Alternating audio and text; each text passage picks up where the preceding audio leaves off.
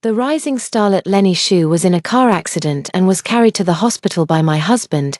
Her uterus was severely injured, which could likely lead to infertility or death from massive bleeding. She demanded that I perform the surgery for her, or she would rather endure the pain and die. In my past life, although I knew she had an affair with my husband, I still upheld my duty as a doctor and took on the surgery. The surgery was successful. Yet afterward she kept complaining of abdominal pain and slandered me online for being unprofessional.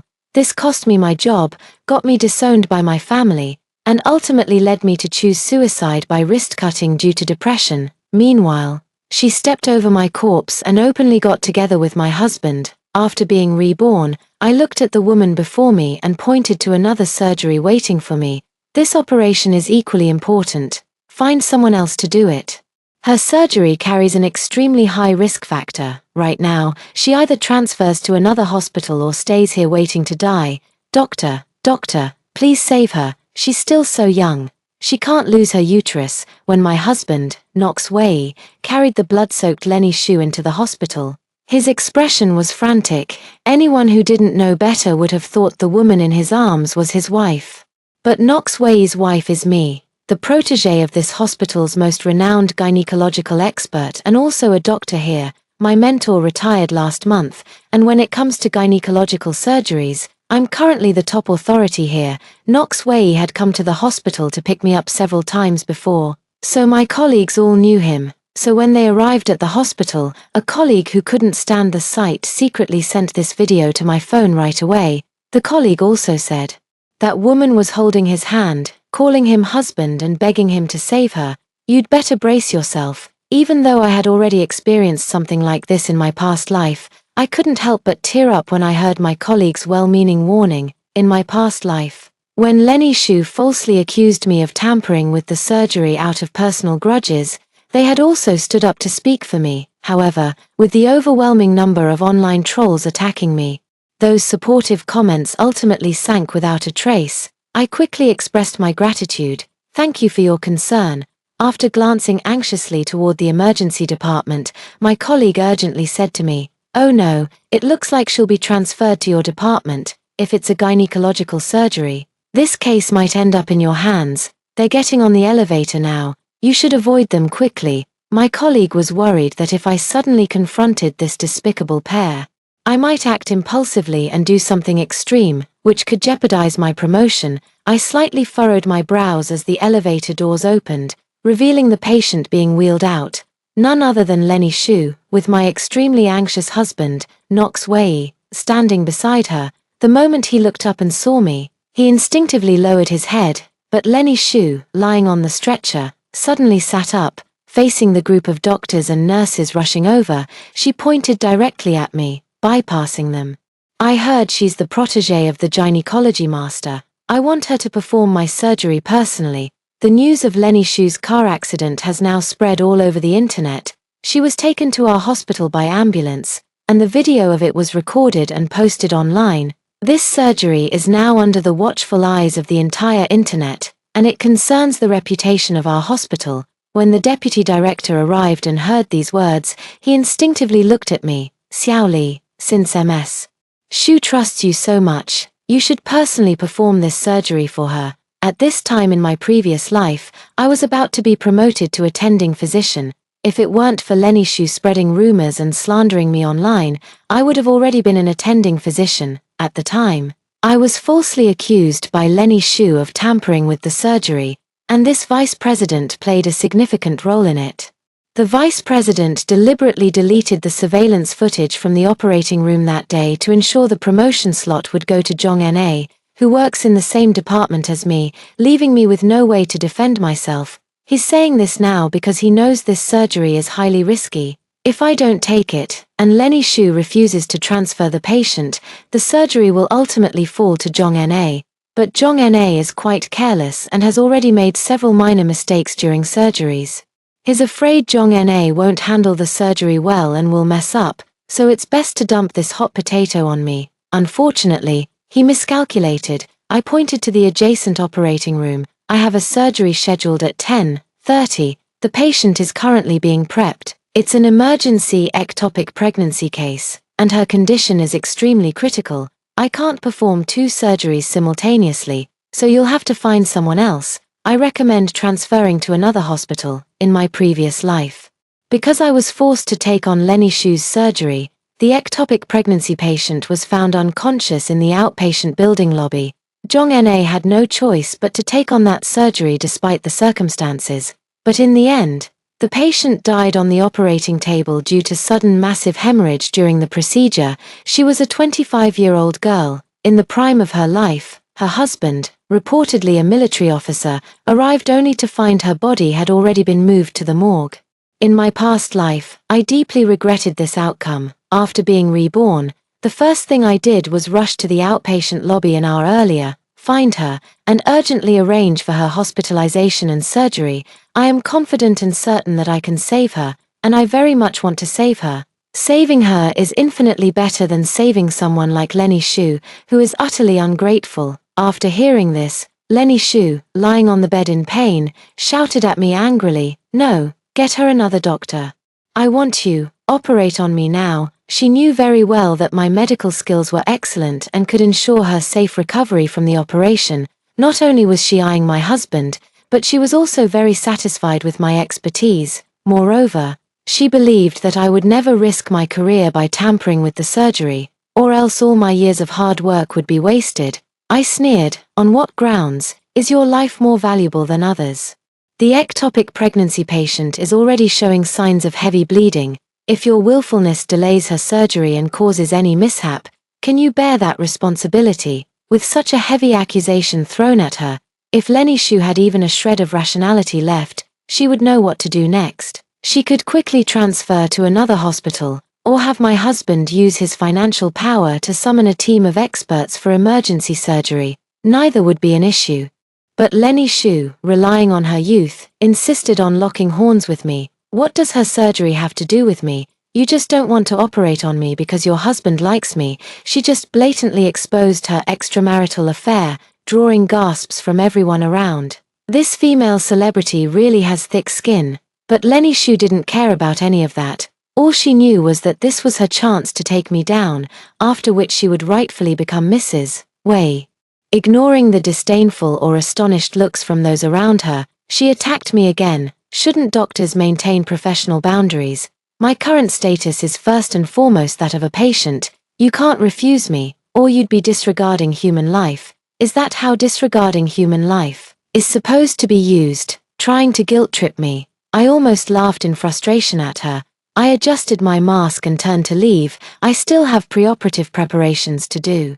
I don't have time to deal with your nonsense here. Transfer to another hospital quickly. There's still time." Seeing that her tactics didn't work on me, Lenny Shu turned pitifully to the anxious Nox Wei beside her. "Darling, I'm in so much pain. Please beg her for me. I only want her to perform the surgery." The moment Nox Wei's gaze met mine, he immediately looked away out of embarrassment and guilt. He never expected such a coincidence, not only running into his affair partner in front of me, but also having her insist that I be the one to perform the surgery. But the moment he thought about how I hadn't gotten pregnant in the 5 years since our marriage, he believed it was my problem. Lenny Shu had already promised to bear his children in the future. He couldn't just stand by and watch Lenny Shu lose her uterus, cutting off the Wei family's lineage. With this in mind, he steeled himself and looked at me, his eyes filled with impatience. "Even if you're angry about my infidelity, there should be limits. Lenny is in this state now. As a doctor, saving lives should be your primary duty. If you dare to stand by and do nothing, I'll divorce you." I sneered inwardly. Was this the man I had loved for 5 years? At the critical moment, he stood by Lenny Shu's side, letting her make things difficult for me. But I'm not afraid anymore. At worst, I'll just walk away from that family. I've already died once. Would I let someone who betrayed me so easily influence my decisions? Without looking back, I just threw him these words. "Then let's divorce. May the bitch and the dog live happily ever after." Nox Wei probably never expected that the woman who had been doting on him after marriage would one day argue with him like this. He only felt that his prestigious name as the second young master of the Wei family had been ruthlessly trampled and ground into the dirt. Facing my retreating figure, he knew this was a hospital. He couldn't drag me away for questioning during work hours, so he could only rage helplessly. Fine, let's divorce. Don't you dare regret it. I ignored him, already turning to enter the sterilization room and throwing myself into my work. Behind me, the heavy iron door slowly closed, cutting off everything from the outside world. At this moment, nothing else in the universe mattered to me. I was just a doctor.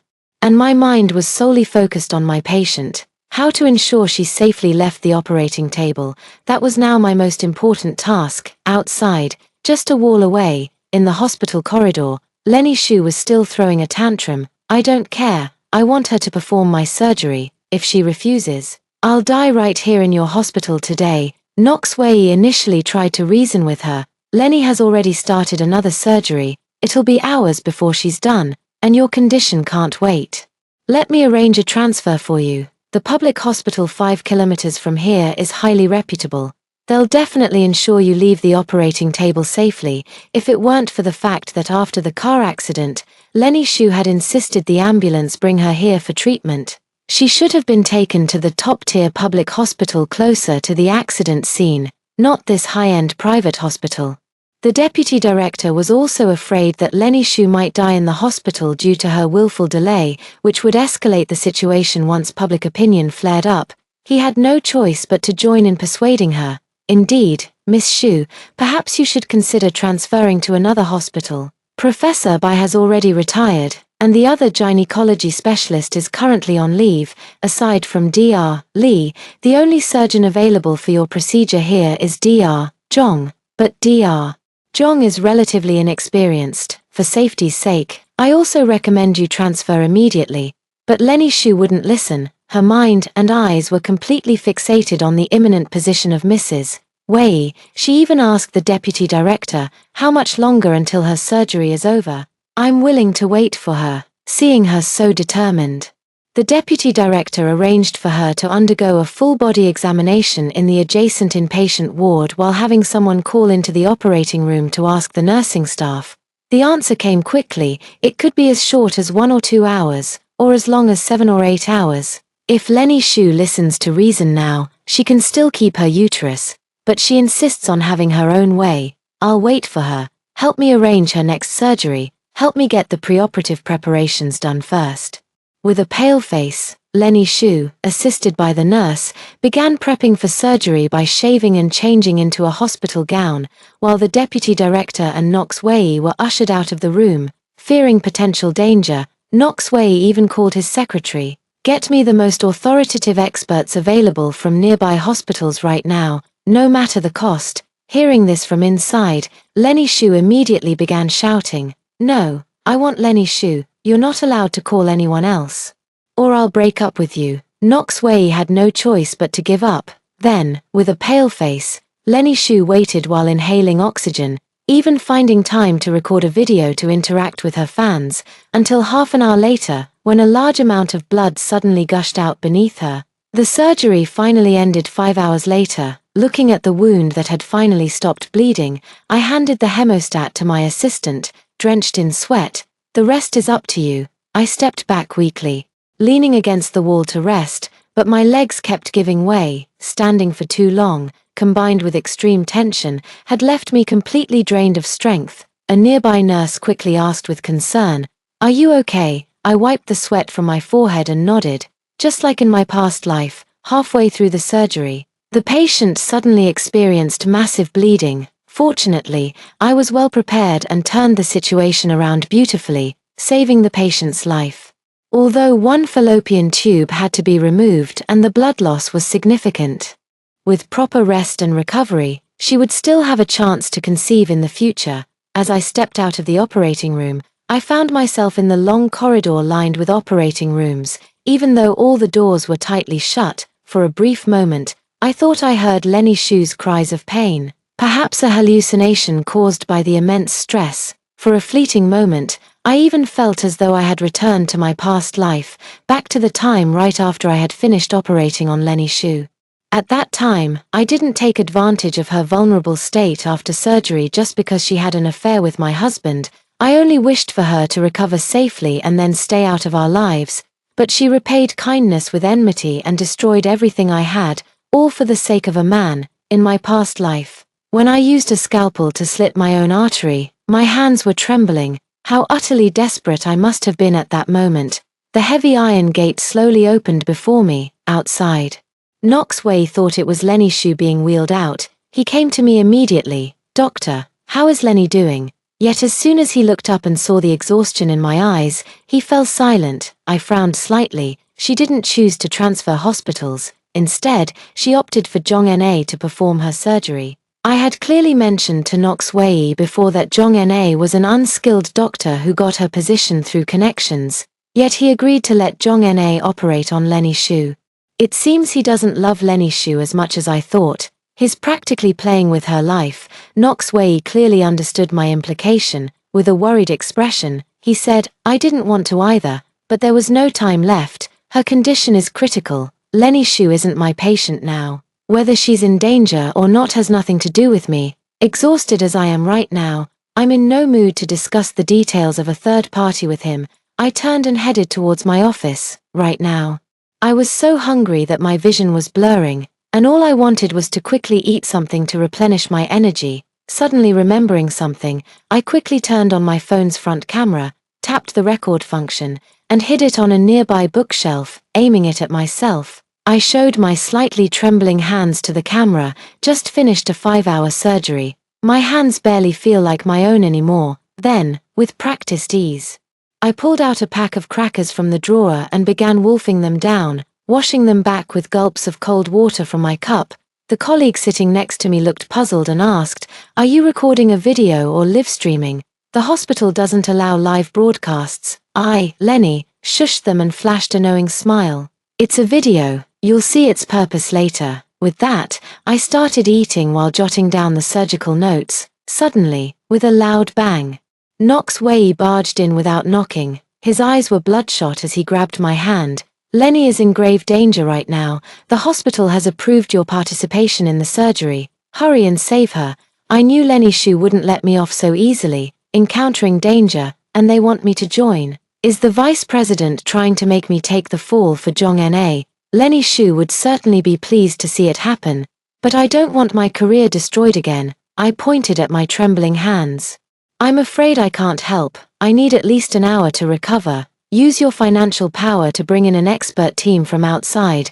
Knox Way, seeing this, said hoarsely, "The experts I called won't arrive that quickly. She might not make it. If anything happens to her, I won't let you off." I found it amusing and looked up at him coldly. "What does it have to do with me? I'm neither her attending physician nor involved in her treatment process.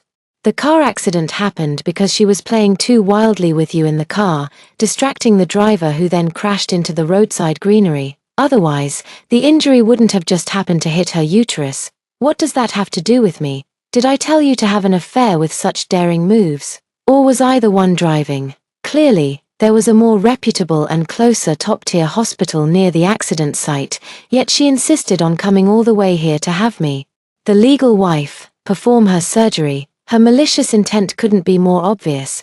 Knox Way was left speechless by my retort because he knew it was all true. He just didn't expect that I even knew about his affair with Lenny Shue in the car. After a long pause, he guiltily turned his head away. "Honey, you've got it all wrong. I didn't mess around with her in the car, and we're not in the kind of relationship you're thinking of. Let's talk about this when we get home." With that, he hurriedly left my office in a fluster. After witnessing the entire process, my colleague gave me a thumbs up. "You're clairvoyant." I smiled bitterly. Once bitten, twice shy. It was only after I died in my previous life and became a ghost, drifting back to the wedding room, that I overheard Knox Way and Lenny Shue arguing and learned the truth about Lenny Shue's car accident. It was truly disgusting. After exactly an hour's rest, the second scheduled surgery of the day was ready. I walked through the fingerprint lock and stepped back into the corridor of the operating room, just in time to see Lenny Shue, who had been vomiting uncontrollably, being wheeled out of a nearby operating room. Aside from Jong Na, she was accompanied by an expert who had arrived later, but by the time the expert got there, the surgery was already over, leaving no chance for intervention. When Lenny Shue saw me, her eyes burned with venom. She opened her mouth, ready to curse at me.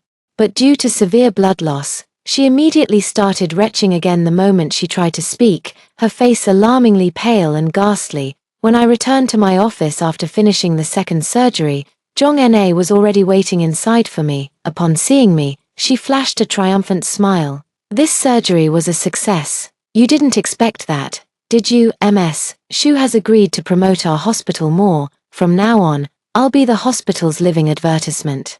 The position of chief physician is definitely mine."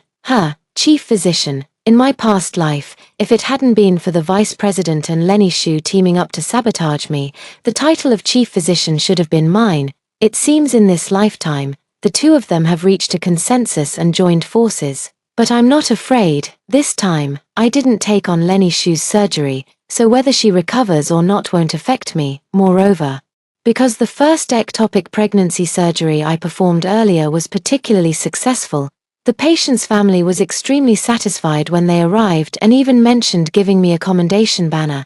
Now, all the medical staff on this floor say my reputation is the best, and my promotion is already a widely expected outcome. At 6 in the evening, when I finally took off my white coat and left the hospital, I felt an overwhelming sense of relief. This dreadful day was finally coming to an end. When I got home, Knox Wei hadn't returned yet. He was probably still at the hospital keeping his Lenny Shu company. In the corner, the vase still held that bouquet of roses celebrating our 5th wedding anniversary. It looked bitterly ironic. I pulled out the flowers and tossed them all into the trash. Through a friend, I contacted a divorce lawyer. After explaining my situation, they promised to draft the divorce agreement for me as soon as possible. This divorce is happening. I mean it, no empty words. Knox Wei didn't return until late at night. When he came back to the master bedroom, exhausted, he initially wanted to coax me and smooth things over with Lenny, but he found that all my belongings in the room had already been packed up and piled in a corner, and I had moved to the secondary bedroom, even locking the door behind me. "Honey, open the door, let's talk." He patiently knocked. "Talk to my lawyer tomorrow." After that, no matter how much he knocked, I ignored him. It was too late. I needed to sleep, as there was a lot of work waiting for me the next day. Since I've decided to divorce, I won't dwell on anything else. Past affections, betrayals, they're all trivial compared to death. Now, my future is bright. I haven't been abandoned by my family. I'm free from depression, cheerful and confident. That night, I slept peacefully until dawn. While Knox Wei, on the other hand, didn't sleep a wink. One moment he worried about the truth behind Lenny Shu's car accident being exposed online, tarnishing his image as an entrepreneur. The next, he fretted over whether Lenny Shu's post-surgery condition would affect her fertility. And then he agonized over whether I was serious about divorcing him and how much of his assets I might take. Early in the morning, I very disciplinedly stepped off the treadmill and then sat at the table to begin enjoying today's breakfast. Knox Wei finally got out of bed. With dark circles under his eyes, he sat across from me, looking at the large and small packed bags in the living room. Rubbing his temples with a headache, he said, "Are you really going to divorce me? I was just saying angry words yesterday." I curled my lips into a smile, looking at him with eyes full of disdain. "Yes, let's get divorced. The divorce agreement has already been drafted and will be delivered to your office this morning. Sign it, and we can part ways amicably." Knox Wei finally panicked. It wasn't that he couldn't bear to part with me. Otherwise, he wouldn't have cheated. He's afraid I'll take a share of the marital assets after divorce. As long as we don't divorce, I can't take those assets away. Finally, his tone softened, and he reached out to take my hand. "Honey, just forgive me this once, okay? As for Lenny Shu, if she has a child in the future, I'll bring it back for you to raise. I won't marry her. You'll always be my lawful wife, my first and only. But why should I tolerate my husband having an affair and even fathering a child with another woman? Is raising the child of his mistress some kind of favor to me?" I felt utterly disgusted and withdrew my hand, vigorously wiping it on a napkin. "No need, you two can raise as many as you want. The moving company I hired will be here soon. Here's the house key. The next time we meet will be at the Civil Affairs office." With that, I flung the house key onto the table, picked up my handbag, and walked out of that home. No matter how much he tried to stop me, I had already discussed the divorce with my family, even the elders in our clan. After a brief online family meeting last night, where I threatened to cut ties, they finally stopped urging me to reconcile with Knox Wei and reluctantly agreed to the divorce. Marriage is the union of two families, and divorce is the separation of two families. The financial entanglements may not be completely severed for the time being, but future cooperation will never be as close as before. Once divorce is announced to the elders, there's no turning back. Regardless of whether Knox Wei opposes it or not, the divorce is inevitable. Knox Wei didn't put up much resistance. He believed the reason we had no children in 5 years lay with me, and I only took what I was entitled to ensure his future children could legitimately inherit the family assets. He gritted his teeth and agreed. Early the next morning, I took a day off specifically to go to the Civil Affairs Bureau with Knox Wei. 30 days later, when the divorce cooling-off period ended, we would be completely done with each other. As we left the Civil Affairs Bureau, Knox Wei sneered, "You're infertile. Without me, you're nothing." I smiled back, "Without you, I'm still Dr. Lee, and also Ms. Lee. I have education and background. I can live well on my own, and there's nothing wrong with my fertility." The premarital health report from 5 years ago, I've seen it. You were too busy to read it back then,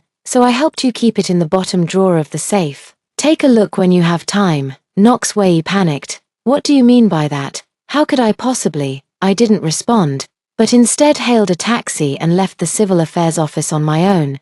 Between us, the one who was infertile wasn't me, but Knox Wei with his irregular lifestyle. He had azoospermia, the kind that couldn't be cured. I had known this result since our premarital checkup 5 years ago, but I kept it to myself to avoid hurting his pride, especially since I hadn't planned to have children within those 5 years, so I didn't take the initiative to tell him, waiting for him to discover that premarital checkup result himself later. Who would have thought this would become his excuse for cheating? How utterly ironic. When I returned to the hospital, my colleagues seemed to be looking at me differently. Did Lenny Xu cyberbully me again? Back in the office, I immediately asked my colleague Xiaofen, "What's wrong with them?" Xiaofen secretly told me, "These past few days, to suppress you and boost Zhong En's reputation." Lenny Xu has been bragging to her online followers during live streams about how exceptional Zhong En's medical skills are. Although Lenny Xu occasionally experienced abdominal pain these past few days, Zhong En, as the attending physician, didn't take it seriously, assuming it was a normal post-surgery symptom. As a result, today Lenny Xu suddenly complained of unbearable abdominal pain. After an examination, it was discovered that there was a surgical complication, which had already led to infection and pus formation, and may require a hysterectomy. Zhong En has already been suspended because of this, and an investigation into the medical malpractice will soon begin. It's likely that even the deputy director won't escape shared responsibility. Lenny Xu specifically requested that you perform this surgery again, no matter how long the wait, so she won't rest until she drags me down. Is that it? Originally, I didn't want to escalate personal matters, but since she keeps targeting me, it would be impolite not to return the favor. During the lunch break, I called a friend who runs a media company to ask for a small favor. Half an hour later, a certain paparazzi dropped a bombshell. Popular starlet Lenny Xu caught cheating with a married wealthy heir. Videos of Knox Wei carrying Lenny Xu to the hospital, Lenny Xu crying and begging me to perform surgery on her. Footage of that conversation between Knox Wei and me in the office, and photos of Knox Wei and me at the Civil Affairs Bureau getting divorced were all bundled and thrown online. There was even roadside surveillance footage of the two crawling out of the car in disheveled clothes on the day of the car accident. Everything was meticulously arranged to nail them down from every angle, leaving them no chance to recover. The internet exploded instantly, with countless onlookers rushing to join the drama. By the time Lenny Xu and Knox Wei tried to control the narrative, it was already too late to cover anything up. Knox Wei doesn't have social media accounts, but Lenny Xu does. Her account, with 5 million followers, was instantly flooded by netizens, who tore into her mercilessly. Lenny Xu is vicious. After the car accident, she deliberately went to the ex-wife's hospital. Was she trying to humiliate her? How could she have the nerve to demand that the ex-wife perform surgery on her? I saw right through her scheme. I used to sympathize with her for the car accident, but now I only pity myself for misjudging her character. Lenny Xu deserved that car accident. still pretending to be some innocent little flower. Yet she was already, in the car, support banning Lenny Shu. We can't let people like her corrupt social morals. The original wife is so pitiful.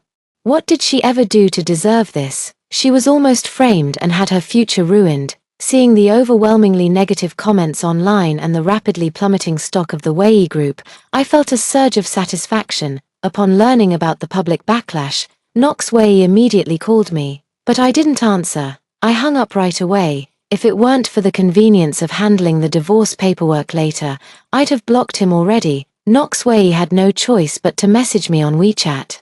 "Honey, I know it was you. If you're upset, take it out on me. Just let her go, okay? She's already suffered enough," I replied. "She provoked me first. She's still pressuring me to perform her next surgery.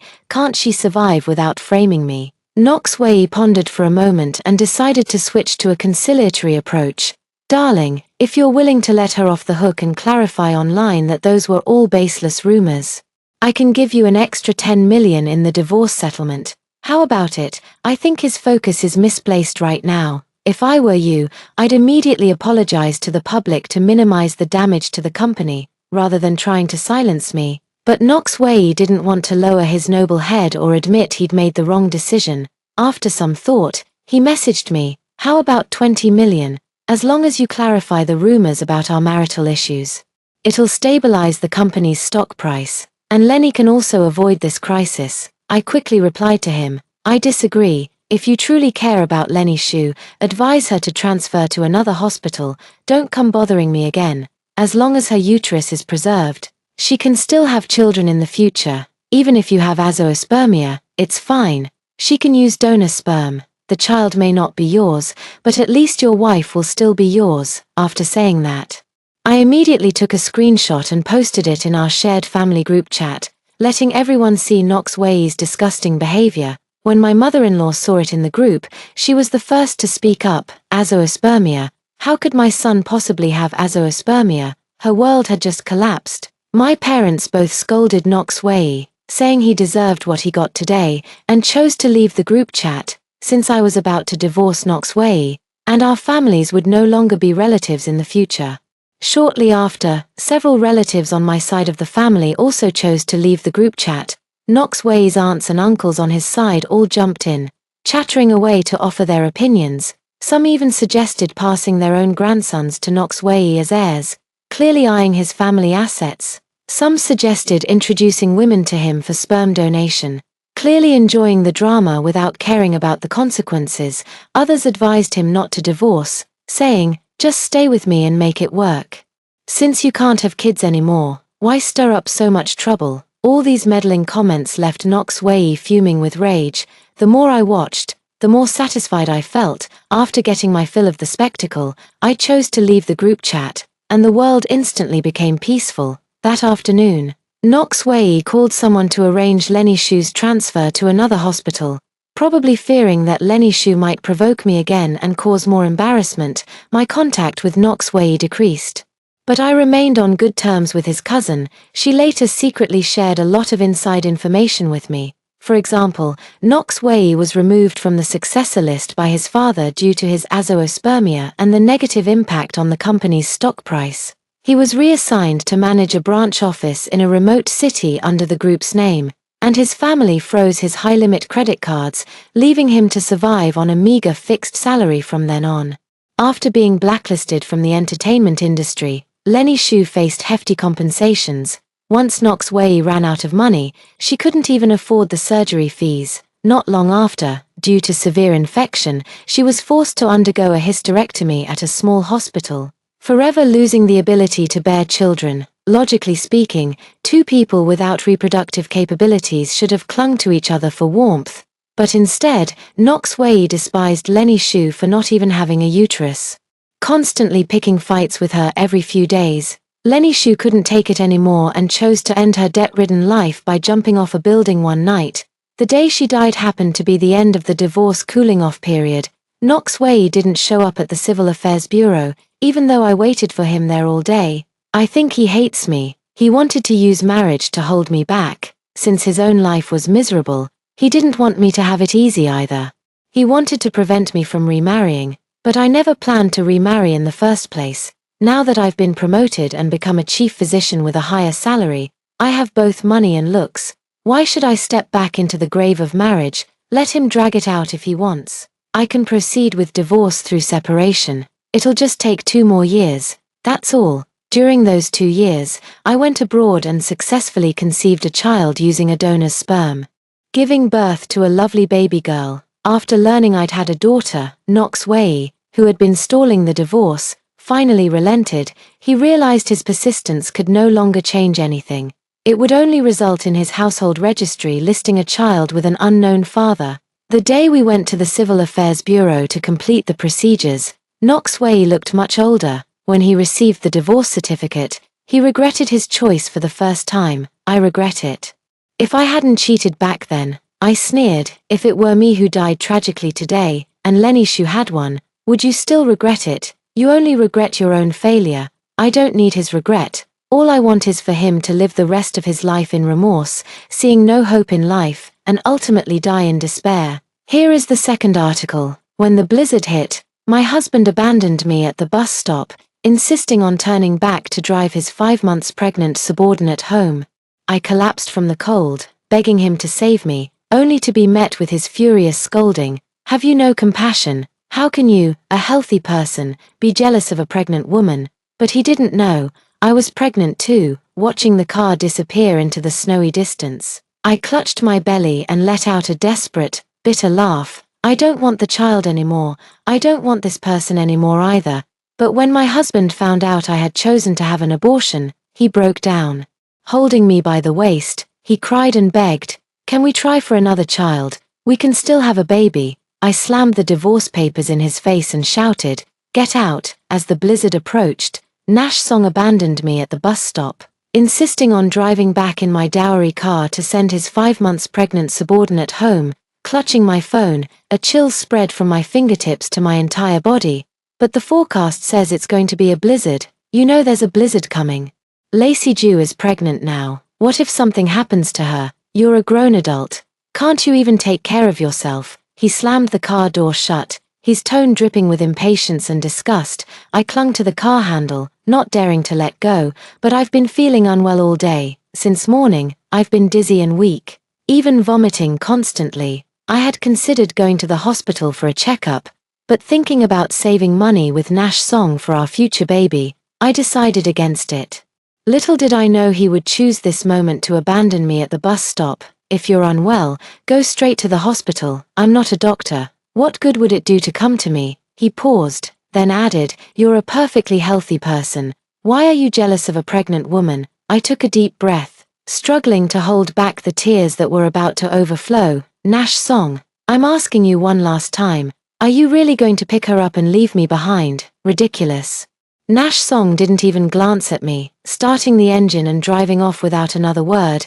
The car sped away, kicking up dust as snowflakes began to drift from the sky. I could no longer hold back my tears.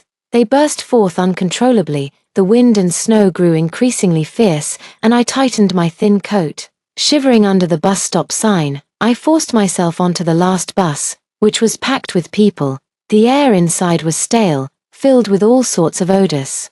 I gripped the handrail tightly, feeling a wave of nausea churning in my stomach. Suddenly, the bus braked sharply, and I was thrown forward, falling heavily to the ground. The crowd around me gasped in shock, but I couldn't feel any pain, only a heart-wrenching, excruciating agony in my abdomen. I felt myself slowly losing consciousness, the sounds around me growing fainter and fainter, until all that remained was a faint buzzing in my ears. When I woke up again, I was already lying on a hospital bed. The pungent smell of disinfectant filled the air, and the white walls felt cold and unfamiliar. A nurse walked over and said indifferently, "You're pregnant, but the baby might not survive. Trying to keep it could endanger the mother. Do you still want it? Pregnant? A baby?" My mind went blank. I'm actually pregnant.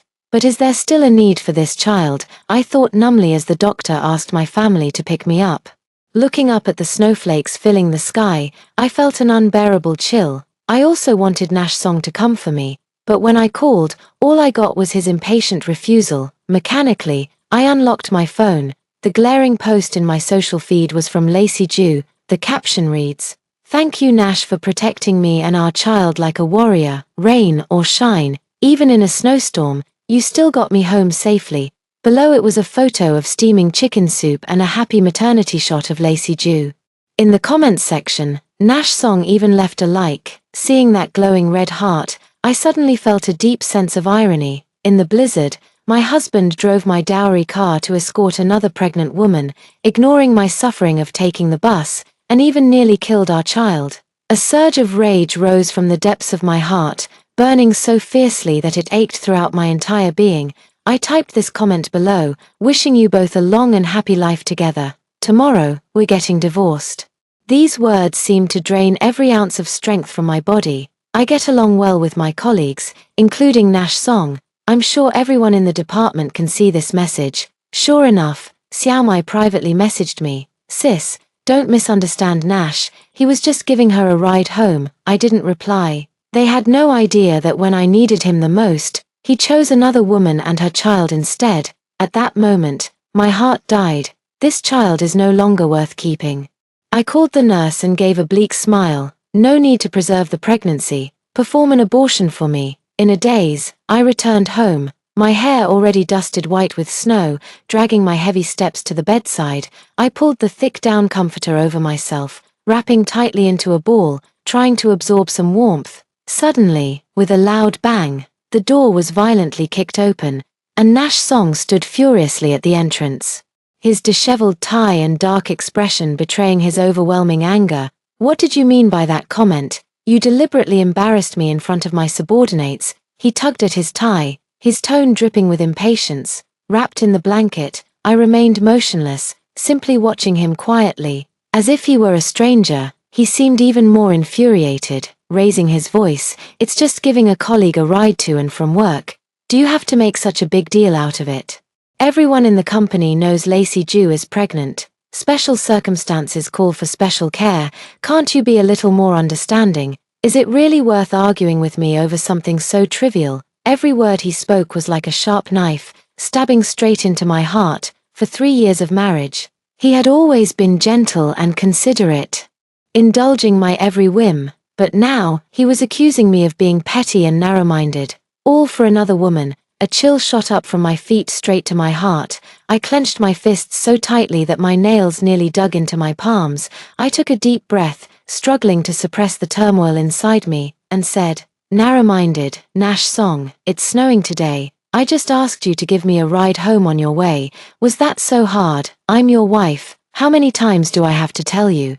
It's just colleagues helping each other out. Mara, I remember you weren't like this before, but I'm pregnant too." My face turned deathly pale, my stomach churning violently, almost making me vomit. Nash Song stood at the door, arms crossed, looking impatient. "What now? What kind of sympathy act is this?" I raised my head and stared at him coldly. "An act? Nash Song.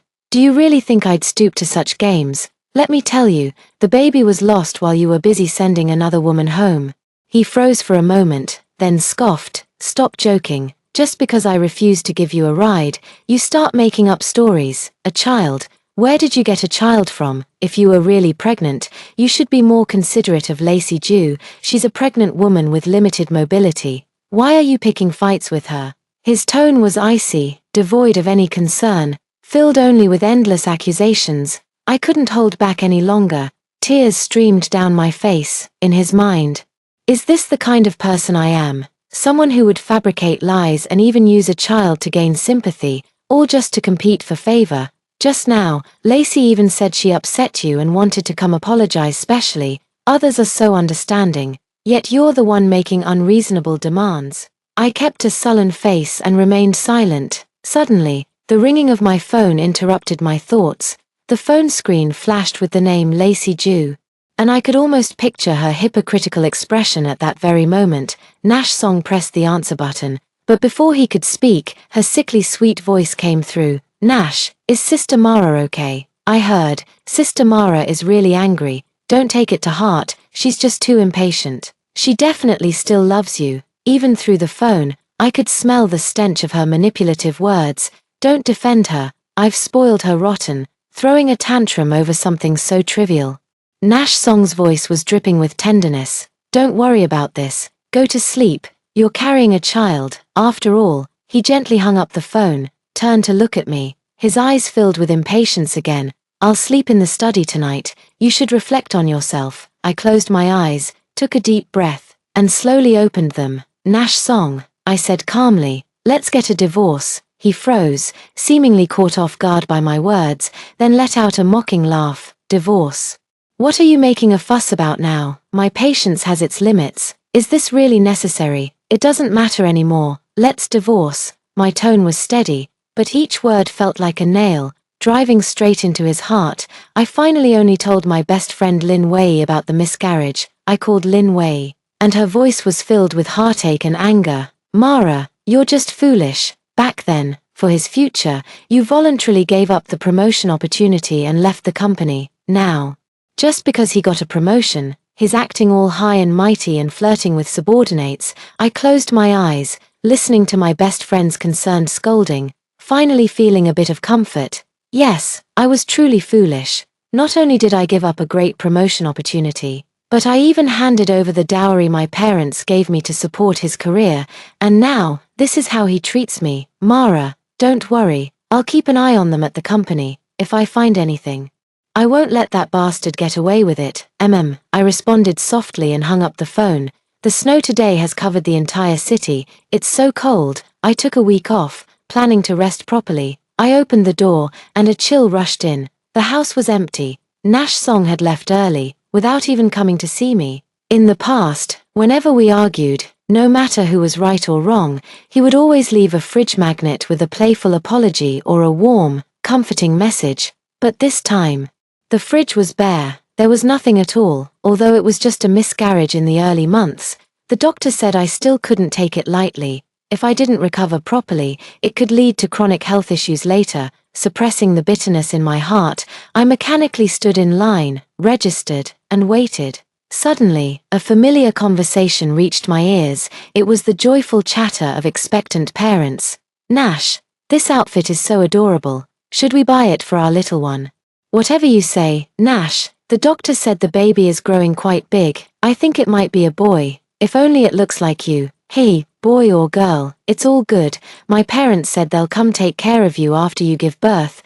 The woman's voice laughed happily, following the familiar male voice. I looked up in disbelief and indeed saw Nash Song. What did he mean by his parents said they would come take care of her once Lacey Ju gives birth?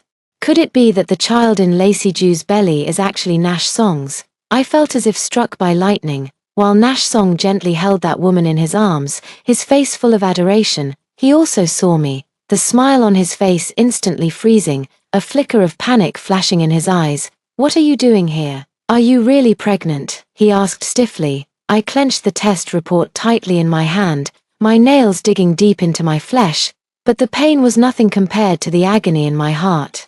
Does it matter? I retorted coldly, turning my head to see Lacey Ju. Congratulations. By the way, you're about to become a mother. Thank you, Sister Mara. I wasn't feeling well today, so I asked Nash to bring me here for a checkup. Please don't misunderstand. I let out a cold laugh but remained silent. Misunderstand? What would I need to misunderstand? Perhaps my gaze was too icy, because Nash Song also sensed that something was off. He frowned, his tone tinged with displeasure. Mara, what kind of attitude is this? I thought you had reflected properly. What attitude? I curled my lips into a cold smile, struggling to suppress the raging fury in my heart. Nash Song, do you take me for a fool? You drove her home, and now you're accompanying her to a prenatal checkup. Do you think I'm blind? Lacey Ju seemed frightened by me, shrinking back and hiding behind Nash Song as she said weakly, Nash, Mara is so fierce, she might scare the baby. Don't be afraid, Lacey. I'll talk to her properly. He comforted Lacey Ju gently, but when he turned to look at me, his eyes were filled with disgust. Enough already. Are you stalking me? What do you want to know? Whether the child is mine? His tone was icy. So what if it's mine? Before, I still felt some guilt towards you. But seeing how jealous you are, I know I made the right choice. So this child really is Nash Song's. This scumbag. With Nash Song's favor, Lacey Ju immediately changed her attitude, arrogantly stroking her pregnant belly and boasting, Nash not only picks me up and drops me off, but also accompanies me for walks, brings me afternoon tea, and won't even let me take the bus or subway. He says only women without any ability would squeeze onto public transport. If we're talking about the skill of being shameless, I must admit, I'm no match for you, I scoffed. What, does she think Nash Song is some kind of treasure? You, Lacey Jew was left speechless, but I continued to taunt her word by word. What about me, Lacey Jew?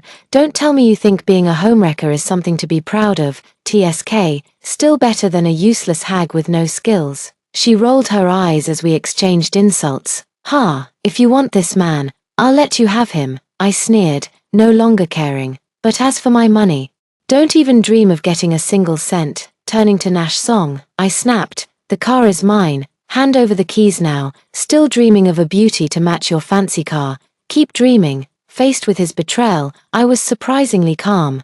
No more tears, no more outbursts. Consider it as feeding your sincerity to a dog. From now on, take back what you rightfully deserve. I snatched the keys back in one swift motion, leaving the two stunned. Nash Song probably never expected me to be so fierce and stood there dumbfounded. The first thing I did when I got home was throw out all of Nash Song's belongings, his clothes, shoes, ties, gaming console, even his most treasured limited edition sneakers. I swept them all into trash bags. I was like a person possessed, frantically erasing every trace related to him. This house was bought before marriage under my name. Nash Song didn't contribute a single penny. So what right does he have to strut around here with Lacey Jew? After exhausting myself for most of the night, I collapsed onto the sofa. Only then did I realize how suffocating my life had been during these 3 years of marriage. Like a fool, I was played for a fool by him and Lacey Jew. Originally, we were both working on projects at the company, and I had always been the top performer. It was him who said the work pressure was too much and that after marriage, he wanted me to rest properly. Letting him shoulder the burden of work, I took his words to heart. After marriage, I gave up my promotion opportunities, handed over all my resources to him, and took up a clerical job at a small company. The pay was low, but with regular hours from 9 to 5, it was stable and secure. I had much more time to spend with him, with his parents, and to keep the household in perfect order. Now that his life has improved, he's making more money and has been promoted. Those little thoughts of his can no longer be hidden. The phone rang. It was Nash Song calling. I hung up directly and then blocked him. Immediately after, he called again from a different number. I answered irritably. What the hell do you want? Mara Jew, are you out of your mind? You threw all my things away. Do you know how expensive those were? His voice was filled with anger. Ha, Nash Song, so you know what expensive means. Then what did you take my youth and my feelings for? Bargain bin trash, I sneered. Stop being unreasonable. Lacey is pregnant now and emotionally unstable. I can't let her get upset. So what, you want me to suffer so you can pamper your mistress and illegitimate child? I was practically laughing from sheer disbelief. Mara Jew, don't go too far. Who do you think you are? If it weren't for me, who would even look at you? Before he could finish, I cut him off. Nash Song, listen up. From today on, there's nothing between us anymore. Go be with whoever you want, just don't bother me again. And this house is mine. It has nothing to do with you. Don't come back. With that, I hung up the phone fiercely and blocked him too. Turning off my phone, the world was finally quiet. I stood up and walked to the floor-to-ceiling window. Gazing at the brightly lit city outside, now completely blanketed in snow, I took a deep breath. Divorce.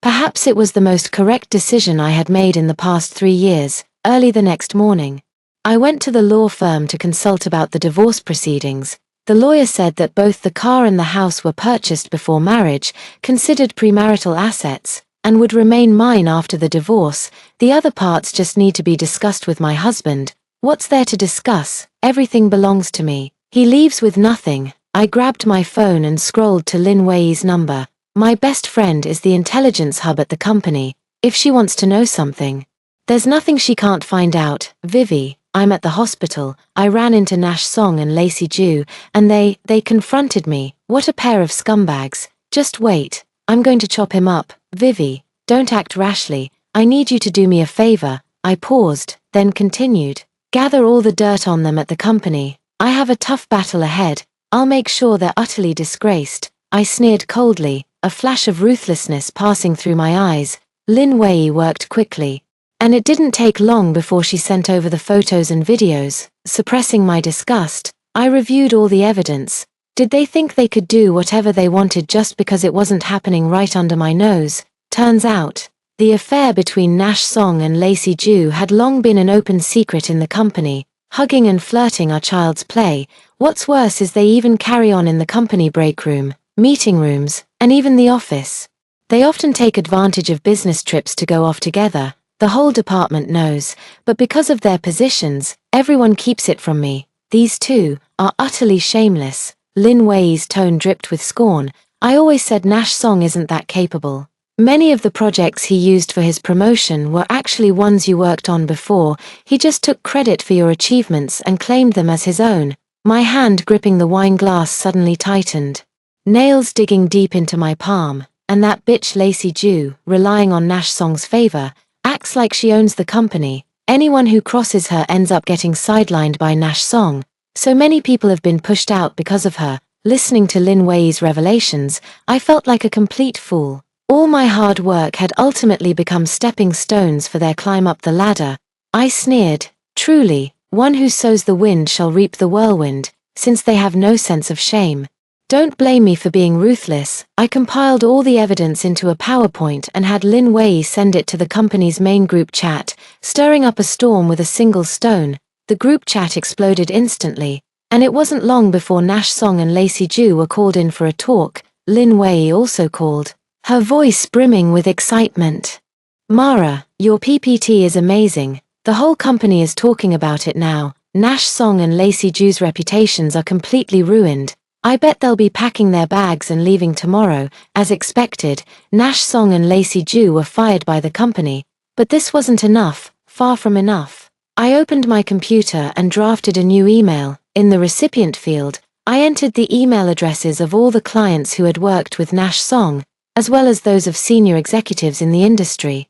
In the attachment are those disgusting videos and photos that Lin Wei sent me. In no time, Nash Song's scandal was everywhere, becoming a disgrace in the industry. I guess no other company in the field would be willing to hire him now, would they? Lin Wei called me with the good news. Mara, the entire industry has issued a ban. They absolutely refuse to take in these two scumbags. Moreover, Nash Song has nowhere to go now and can only hole up in Lacey Ju's rented apartment. These days, Lacey Ju is like an angry old hen, constantly fuming over this useless man.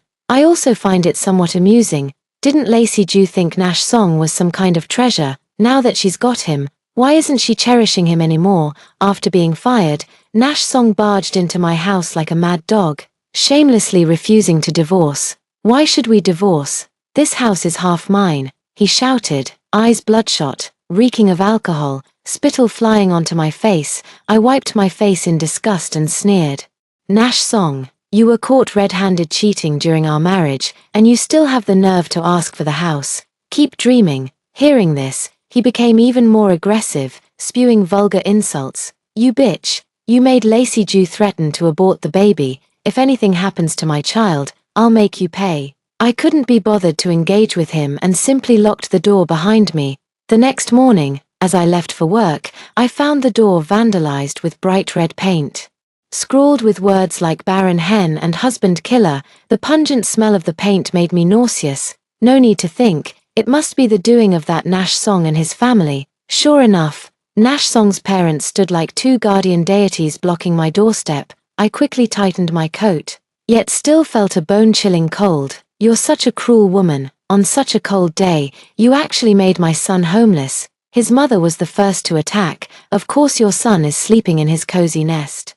I suppressed my anger, my tone laced with sarcasm. How could I forget him saying that once Lacey Ju gives birth, you'd be eagerly rushing to take care of her during her confinement.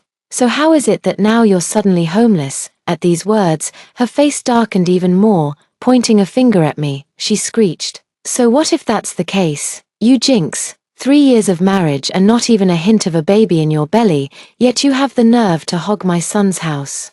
Our Song family lineage must not end. The child in Xiaoju's belly is a boy, precious beyond measure. A woman like you deserves to be drowned in a pig cage. Flecks of spit flew from her mouth as her shrill voice rose. Disgusted, I took a step back. His father chimed in as well. Exactly. How did your parents raise you? You have no manners at all. My son has been so good to you, providing you with good food and drink, and this is how you treat him. Do you even have a conscience? Hurry up and transfer the property to my son. Consider it some compensation for our old Song family. Looking at their ugly faces, I felt a wave of nausea churn in my stomach. It was utterly revolting. This wasn't about seeking an explanation. It was outright extortion. I pulled out my phone and called the police directly. Hello, 110. There are people here maliciously vandalizing my walls, blocking my door, and threatening me. The police arrived quickly and took the elderly Song couple away.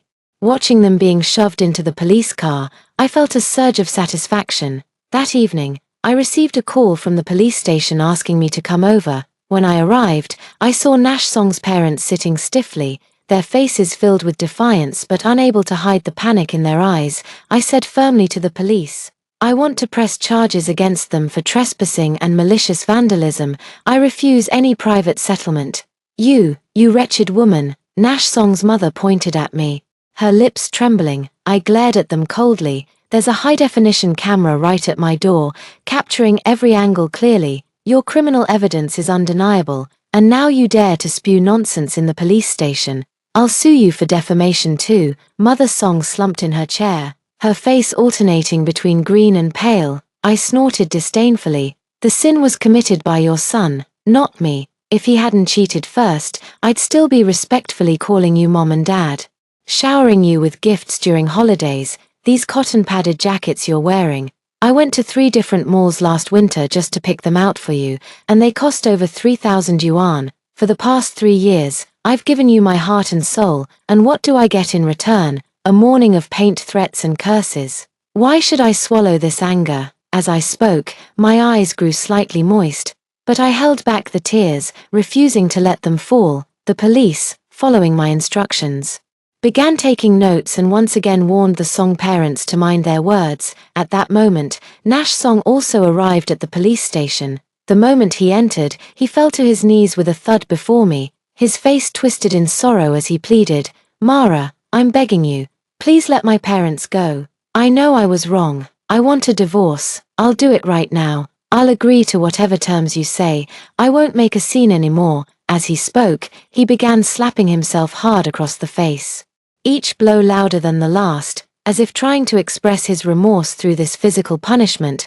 Watching him in this state, I felt not a single ripple of emotion, only endless disgust. To ensure a smooth divorce process, I ultimately chose to forgive his parents. I quickly called my lawyer to draft the divorce agreement immediately and had Nash Song sign it. After dealing with all this mess, I was completely exhausted, both physically and mentally. I threw myself onto the sofa, picked up my phone, and scrolled through the photos of Nash Song and me from before. The sweet memories from the past now seemed so ironic and ridiculous. How could I have been so blind to fall in love with such a scumbag? I deleted all the photos and videos related to him, completely erasing him from my life.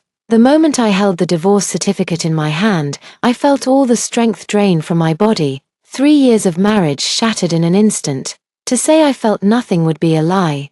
But I knew all too well that a long agony is worse than a short one. Dragging it out would only bring more pain. In a way, I even felt relieved. Thankfully, that child chose not to come into this world. That night, Lin Wei and I drank ourselves into oblivion. She patted me on the shoulder while slurring her words. Men, they're all the same. Don't take them too seriously. ****.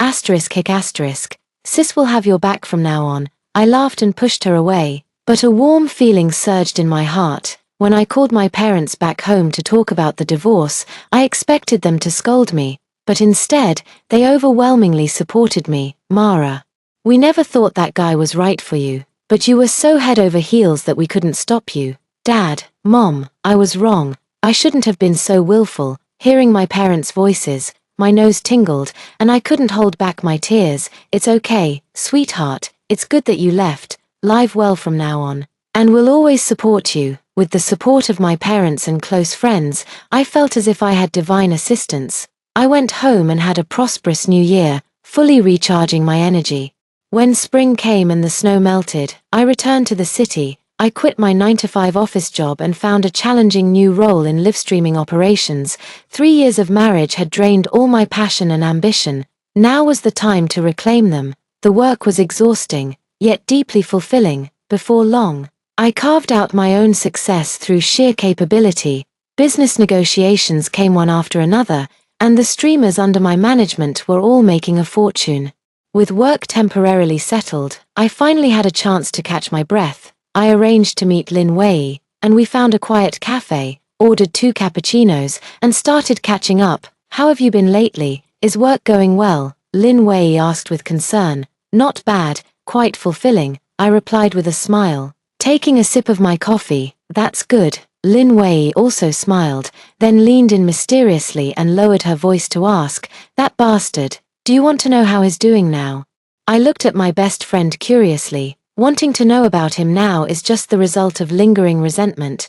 Lin Wei observed my expression and sighed in relief. Let me tell you, that guy is having a really rough time now. He couldn't make it in the city, lost all his reputation, and had to slink back to his hometown to live off his parents. Lin Wei vividly described. Guess what? Lacey Ju actually followed him back. Lacey Ju, is she out of her mind? Exactly.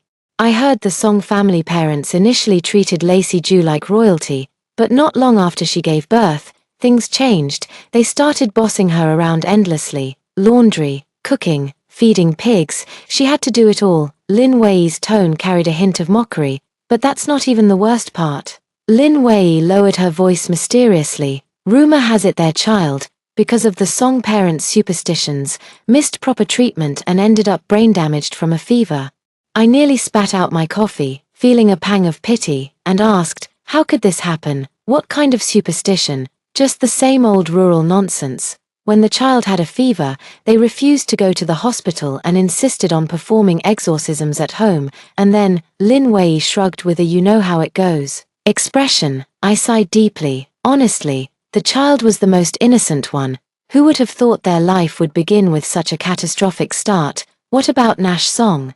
He couldn't have just stood by and watched, could he? I asked Lin Wei. Him, what can he even do? He ran back to the city drowning in debt, penniless, and when his child got into trouble, all he could do was haul bricks at a construction site.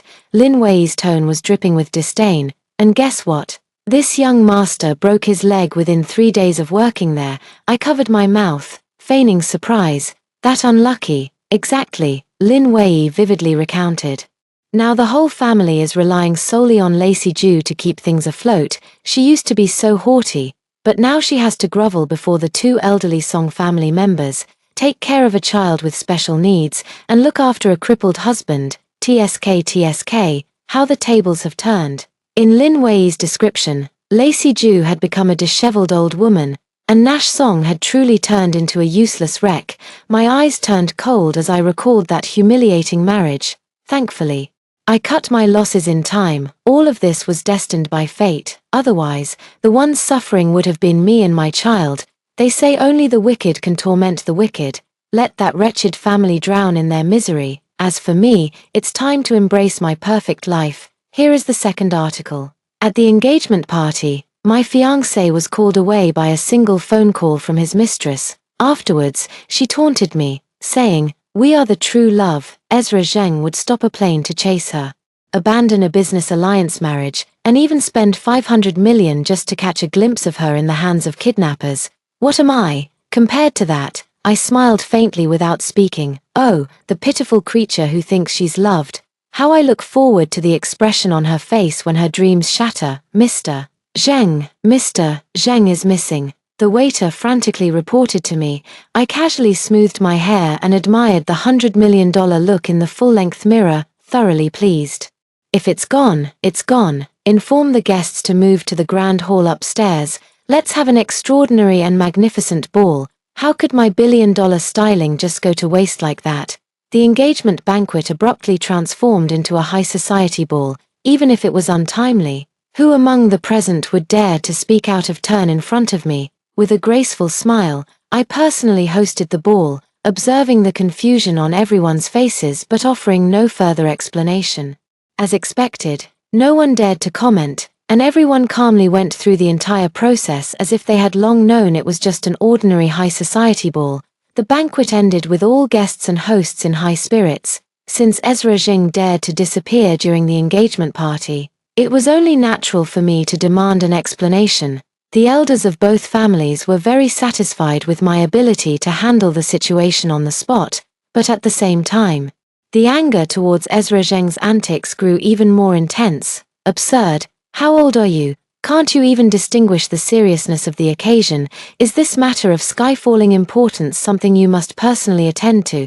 Leaving Lena behind, Madame Zheng struck her cane forcefully, scolding Ezra Zheng with a face full of fury. The elder Mr. Zheng passed away early, and in those days, the Zheng family was surrounded by wolves and tigers.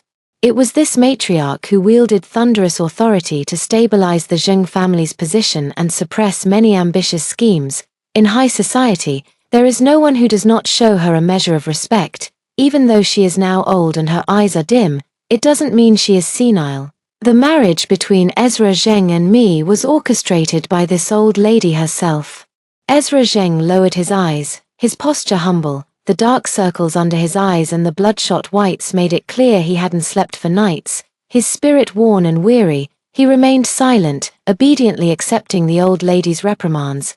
This was his usual demeanor, in front of elders. He was always the picture of a repentant and well-behaved man. The old lady had been scolding for so long that she grew tired, and with Mrs. Zheng constantly trying to placate her with kind words, she eventually grew annoyed. Turning to me, she put on a warm smile again. Lena, it's that rascal Ezra Zheng who's wronged you.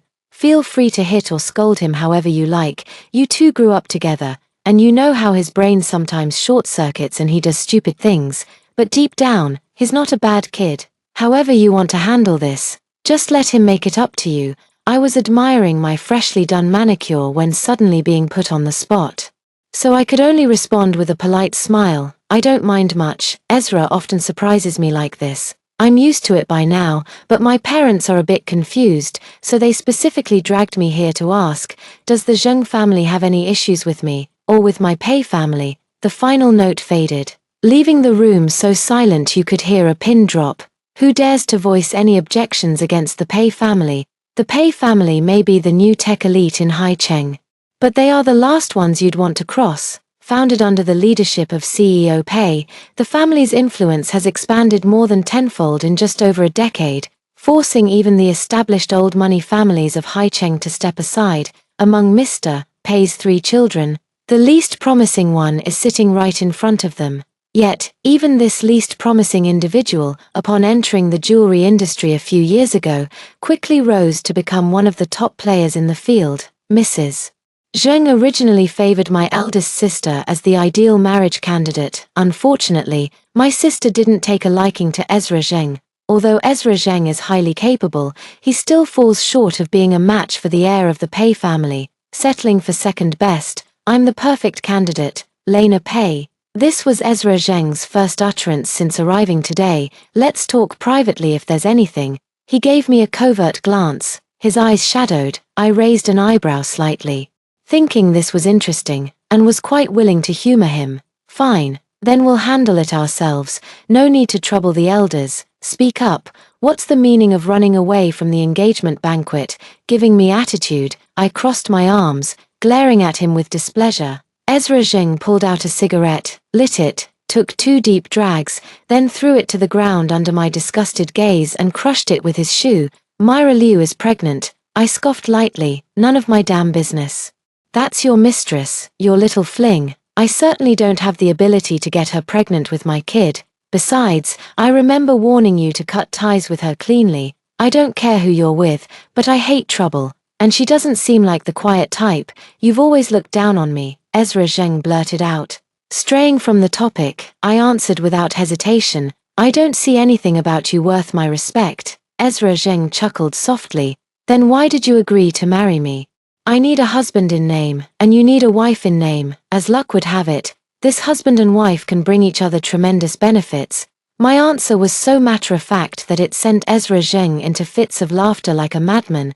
I was about to go up and kick him when his face suddenly darkened, and he asked, Then do you believe in love? I scoffed. Only fools believe in that nonsense. That day, Ezra Zheng dragged me into a conversation as if he were drunk, rambling on like an idiot, constantly beating around the bush about love or whatever, until my ears were calloused from listening. I had always thought his attitude toward Myra Liu was just for fun, but now perhaps I need to reconsider. In the end, we reached some kind of strange agreement. The marriage would still proceed, but it would be held after Myra Liu gave birth to the child.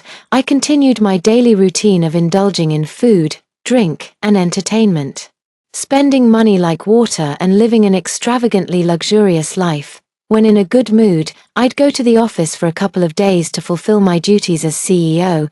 Perhaps out of some strange sense of guilt, my parents and siblings kept transferring more and more money into my account, to the point where I could barely keep up with my reckless spending. Day after day, I drowned myself in dreams and intoxication, almost forgetting what era I was living in. Little did I expect trouble to arrive so unexpectedly. The banquet ended, and having been plied with quite a bit of alcohol, my steps were unsteady. Though my mind remained relatively clear, I lazily leaned on a man's shoulder, letting him support me, the young master of the fallen noble family, the Li family. I knew what kind of scheme he was plotting, and I was happy to play along, considering he was at least somewhat decent. Just then, someone blocked my path. I lazily lifted my eyelids, didn't recognize him. The woman's makeup was bright and striking, her figure tall and slender, wearing flat shoes that didn't quite match her evening gown, yet her expression carried a somewhat haughty air. "Miss Pei, I've long heard of your reputation. It's a pleasure to finally meet you today." I didn't recognize her, but I could tell she meant trouble, so I retorted sharply, "I attend banquets like this every day. How come I'm only seeing you today? What? Were you not qualified to attend such events before?" The woman was choked up, unable to retort, because every word I said hit her where it hurt. "I'm Myra Liu," she said, her chin slightly raised, exuding an air of arrogance as if I should naturally know who she was. "Never heard of you. A good dog doesn't block the way. Get lost." Myra Liu's face twisted in anger for a moment, but she quickly regained her composure. "I just came today to advise Miss Pei that a marriage without love is like a pair of glass slippers that don't fit, glamorous to outsiders but agonizing in reality." I burst out laughing, unable to resist teasing. "Then has anyone told you that a woman without status is called a mistress, and a child without status is called a bastard?" Myra Liu turned pale, my words cut like knives, carving into her heart. "Lena Pei, Ezra Zheng, and I are the ones truly in love. You're the one standing in the way. Aren't you even a little curious about what Ezra Zheng ran off to do on the day of your engagement?" I pick at my ear. "Probably off on some shady rendezvous with a despicable bug. His taste has always been terrible, and his preferences rather peculiar." Myra Liu is so furious that veins bulge at her temples, but she doesn't forget her objective, forcing out a triumphant tone. That day, I left the pregnancy test results behind and boarded a flight abroad.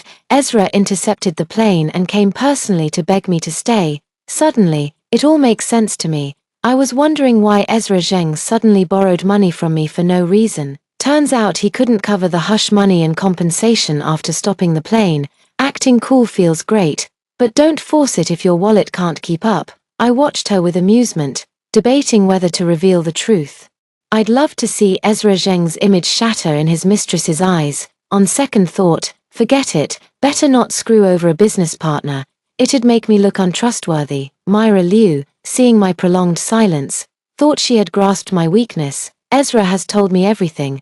There's no affection between you two. It's purely a partnership of convenience." I silently agreed. That much was true. If that's the case, Miss Pei, why cling to him so desperately? Everyone should pursue their true love. Ezra has already found his, so why insist on keeping someone who doesn't love you by your side? The tale of having the body but not the heart is far too cliched. I was stunned. "You're saying I'm clinging to him desperately?" I was almost laughing in anger. That idiot Ezra Zheng is two-faced, bad-mouthing me without hesitation to placate his mistress. Myra Liu sneered at my reaction. "Or is it that Ezra can't bear to part with you, Miss Pei? Do you really enjoy meddling in other people's relationships this much?" I laughed genuinely. Ezra Zheng's taste in partners is as appalling as his character. Utterly incapable of telling who's truly in charge, allow me to kindly remind the forgetful Miss Homewrecker. My engagement with Ezra Zheng is common knowledge among the entire high society of Haicheng. The cancellation of the engagement party doesn't mean the engagement is off.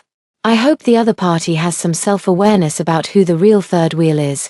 Myra Liu was incredulous, shrieking sharply, "You still plan to marry Ezra, Lena Pei? How shameless can you be?" I raised an eyebrow slightly. "Open marriage? Clearly, you wouldn't understand that, you bumpkin." Myra Liu was so furious her chest heaved uncontrollably. Her purpose in deliberately blocking me today was to annoy me, making me self-aware enough to give up on Ezra Zheng. But how could she understand? For people like us, marriage is about the family power behind it. As for what kind of garbage the actual marriage partner is, it doesn't matter at all. The understanding between Ezra Zheng and me is that we each do our own thing, neither interfering with the other, and not bringing trouble into the marriage is the bottom line. But it seems Myra Liu just can't grasp this bottom line. Her face turned ashen, her brightly colored red lips trembling slightly as she desperately tried to find her shattered dignity by belittling me. "Lena Pei, you were just born lucky. What else do you have to show for yourself? Ezra is the sole heir of the Zheng family. His abilities and looks are outstanding in every way. What makes you worthy of him, besides eating, drinking, and having fun? What other skills do you have? He doesn't love you, and you don't love him either. There's no love between you. And you're not even a good match. How can you still have the nerve to marry him?" This level of damage was too low to stir even the slightest ripple in me. Before I could open my mouth to deliver the final blow, Li Duo couldn't hold back and snapped first. "She's not good enough for Ezra Zheng, and you think you're qualified. If I remember correctly, you're just an internet celebrity who got famous from a dance show, constantly marketing your daily life with a mysterious wealthy boyfriend. Does Ezra Zheng even know you're using him to attract attention and make money?" I was shocked. "How do you know all this?" Li Duo scoffed. "She signed under my friend's agency. She tried to seduce my buddy before but failed.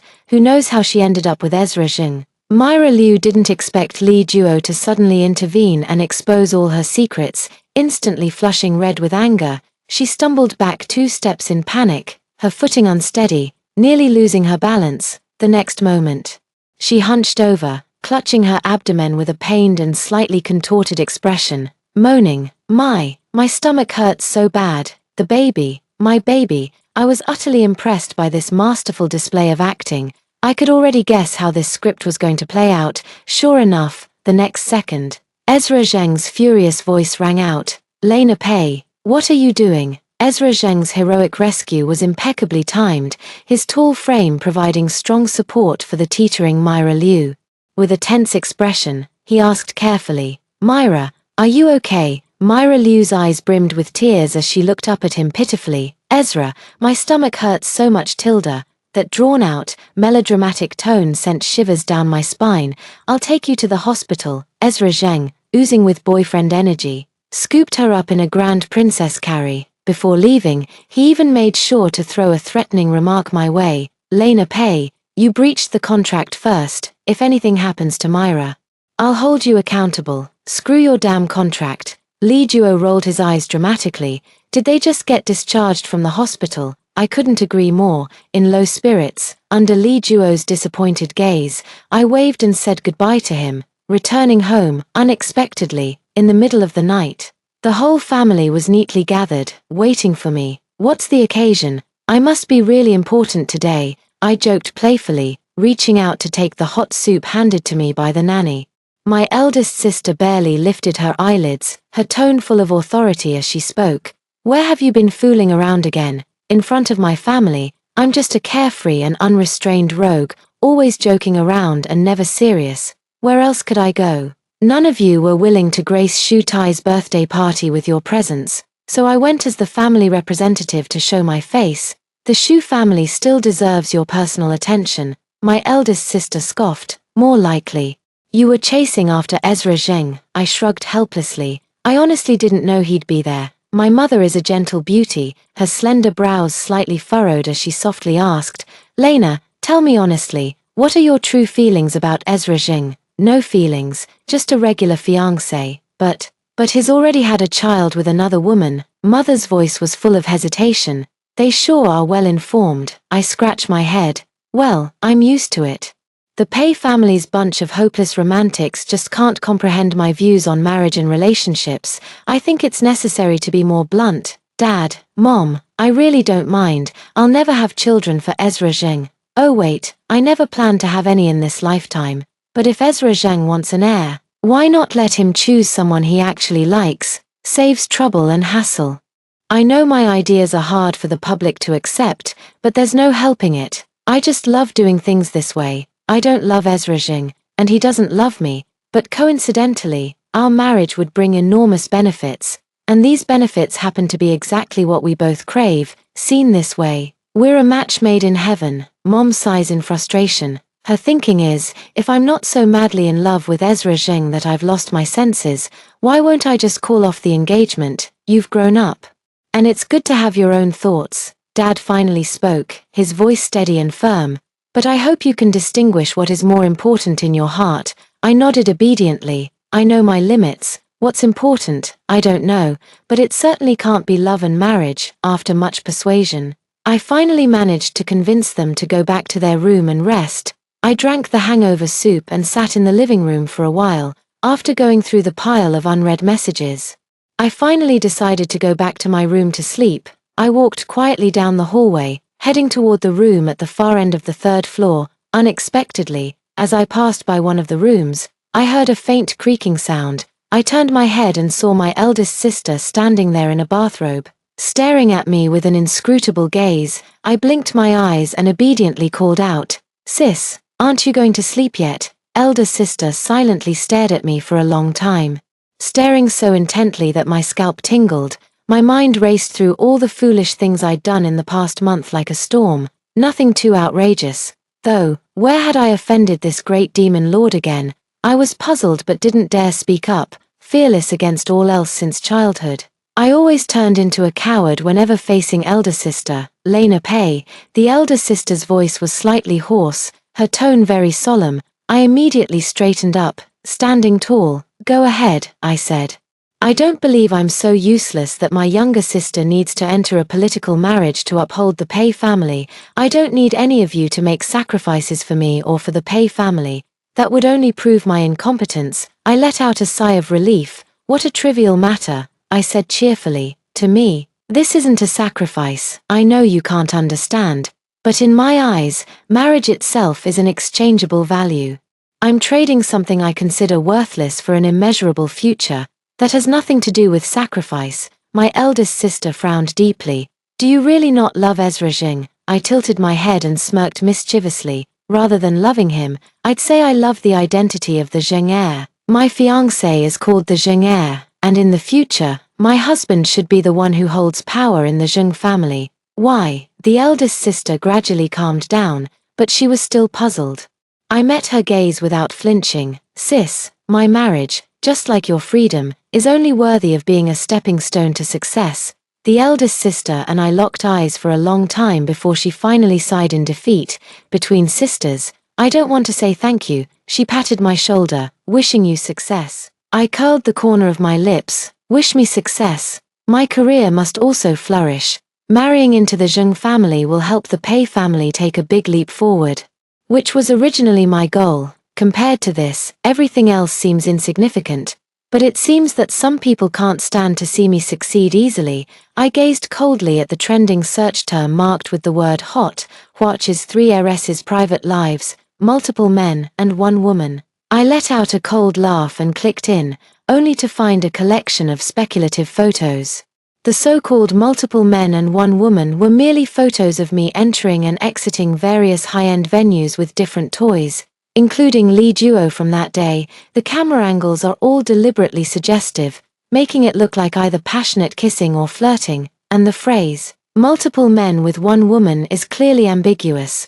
My expression turned cold as I scrolled through the comments section. "Money sure is great. Men are like clothes, changed at will. Am I here to see this multiple men with 1 woman? Don't the insiders know what we want to see? Give us something more explosive or we'll demand this trend be taken down." The chairman of Huachi had always built up the image of a devoted husband, And the young CEO Pei also marketed himself as the strict husband in charge. Who would have thought the family's black sheep would turn out to be here, laughing so hard? I just remembered that trending topic from before. Romantics are born in wealthy families. The second son of Huachi also had a mistress he was obsessed with, and some people dragged the entire Pei family into it. Now the third daughter is slapping back hard with receipts. This private life is next level chaotic. Look at the timestamps in the bottom left corner. The shortest interval is just 5 hours. The use and discard approach is way too obvious, gotta say. The third princess has quite diverse tastes. Each of them is uniquely handsome in their own way. I heard Hua Qi is engaged to the young master of the Zheng family. Does this count as blatant cheating? Upstairs, spill the tea. What engagement? Which Zheng family's young master? Tell us now. I pressed my fingers against my forehead and rubbed hard. Though it was just ordinary gossip, the public sentiment wasn't favorable. I quickly called my elder sister to discuss removing the trending topic, ensuring Hua Qi's stock market performance and reputation wouldn't be affected by this matter. The phone had barely been hung up when a new message popped in through the top window. I clicked it open, my eyes dark as I read every word. Bang! The phone shattered into pieces. I pressed my finger against the center of my forehead, lowering my voice with a cold laugh. Myra Liu truly has no regard for her own life. And as for those backing her, I refuse to believe that without someone fanning the flames, a minor internet celebrity like her could have the audacity to push me onto the trending list. None of these people will escape unscathed. Crash, glass shattered, thick liquor spreading across the floor. I looked down coldly at Ezra Zheng. Have I been too lenient with you lately, daring to scheme against me? Ezra Zheng's face was haggard. He clutched his hair uncontrollably, ignoring the bleeding wound on his forehead as the blood trickled down. It wasn't me, he rasped. It was that bastard. My father acknowledged him and brought him home. Oh, I sneered. Ezra Zheng, have you really become so useless that you can't even deal with a bastard now? I had never met the Zheng family's bastard before, but Ezra Zheng and I were engaged. It was clear the bastard was targeting Ezra, and I was just collateral damage. Ezra Zheng remained silent. The Zheng family had been in turmoil recently, and Myra Liu had been causing repeated scenes. Neither his career nor his personal life was going smoothly. My father dotes on him and has given him plenty of resources and connections, which has inflated his ambitions. He's doing this to sabotage our arranged marriage and clip my wings. Or rather, he wants to take my place. Ezra Zheng finally spoke, his gaze cold and steady as he met my eyes. What does that have to do with me? Ezra Zheng, you need to understand, I, Lena Pei, am not marrying you, but the heir of the Zheng family. In other words, the engagement will proceed as scheduled. Before that, whoever has the capability to secure the heir's position will be my groom, and afterward, Hua Qi will naturally step in to help him sweep away all obstacles. I coldly revealed the truth, seeing no surprise in Ezra Zheng's eyes. From the very beginning, we both understood that this marriage was purely an exchange of interests, devoid of any genuine affection. Before leaving, I glanced back at Ezra Zheng one last time. In the dim corner of the sofa, his jaw was clenched, and crimson blood dripped down the side of his face, adding a touch of ferocity. I offered a piece of well-intentioned advice. Ezra Zheng, don't tell me you've held onto your position as the Zheng family heir for the past 27 years simply because your father didn't have a second child. If you're soft-hearted, just quit this game. I promise I won't laugh at you. I'm not sure how much truth there is in Ezra Zheng's words. But my goal has already been achieved. No matter who the hidden instigator is, as long as his last name is Zheng, it's not convenient for me to personally step in and teach him a lesson. Let them fight among themselves, battling it out to the death. It saves me the effort. And I can even secretly stir the pot without worrying about earning anyone's resentment. A faint smile curled at the corners of my lips as I finalized my plans in my mind. No one understood the weight of those words better than I did. After today, the battle between Ezra Zheng and his illegitimate brother would officially begin, maximizing gains. That was where my true expertise lay, to let my fiancé focus on the internal power struggle and settle the score. I'll take care of that little flea Myra Liu myself. I've always been a considerate fiancé. Ezra Zheng has been protecting Myra Liu quite well. It took me quite some effort to get first-hand information about her. Tianzi Bay, every inch of land is worth its weight in gold. Ezra Zheng is truly generous with his spending. I casually flipped through the materials and let out a disdainful scoff. Chen Ju sat on the sofa with his legs crossed, an unlit cigarette dangling from his lips as he spoke indistinctly. How did this little internet celebrity manage to offend you? Is it really worth the effort to personally go after her? With just a glance from you, Miss Pei. Plenty would be willing to go through fire and water just to amuse you. Bored out of my mind, and incidentally checking out Ezra Zheng's taste, I don't want to end up in a marriage alliance with someone who's short-sighted. Chen Ju chuckled. The first part is the real truth, isn't it? Didn't you take over the semiconductor chip chain from your sister at Huachi? That thing is now one of Huachi's major projects. Your sister trusted you enough to hand it over completely. And here you are claiming you're just bored. I picked up a pen and threw it. Who asked you to teach me how to do things? It's rare to find some fun to lift my spirits, and now I have to be lectured, ruining my mood. Chen Ju chuckled and raised his hands in surrender. All right, my bad, I'll make it up to you. Whatever the young mistress commands, this servant is at your disposal. The corners of my lips curled up as I spoke with ill intent. Myra Liu cares so much about her image. Doesn't she, the goddess of classical dance, the refined lady from an intellectual family, the beloved darling of her mysterious wealthy boyfriend? These labels are so glamorous. I'd love to give her a unique surprise. Chen Ju shuddered violently and clicked his tongue.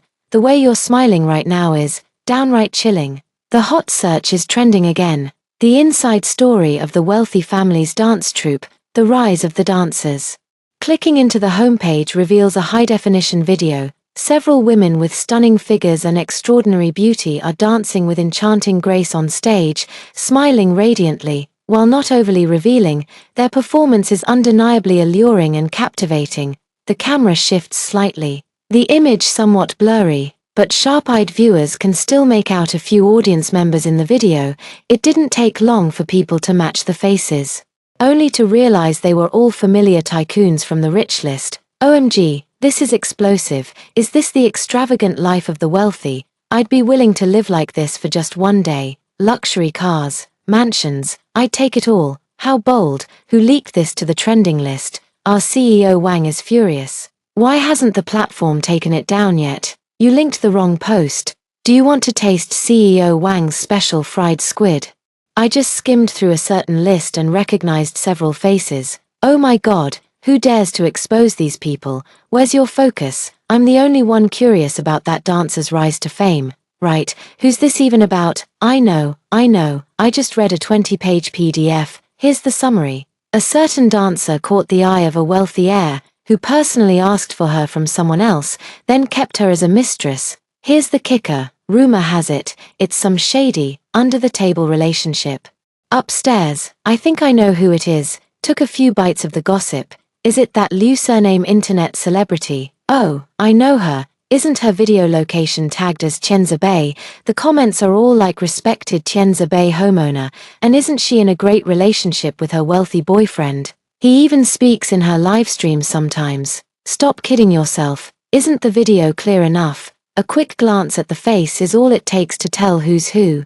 If she were really a Tianzi Bay homeowner, would she be here performing seductive dances for others? With one hand, I tapped the desk with curved fingers while scrolling through the comments with the other. Manipulating public opinion is child's play. Just drop a few comments with a mix of truth and lies, and the internet will fill in the rest effortlessly.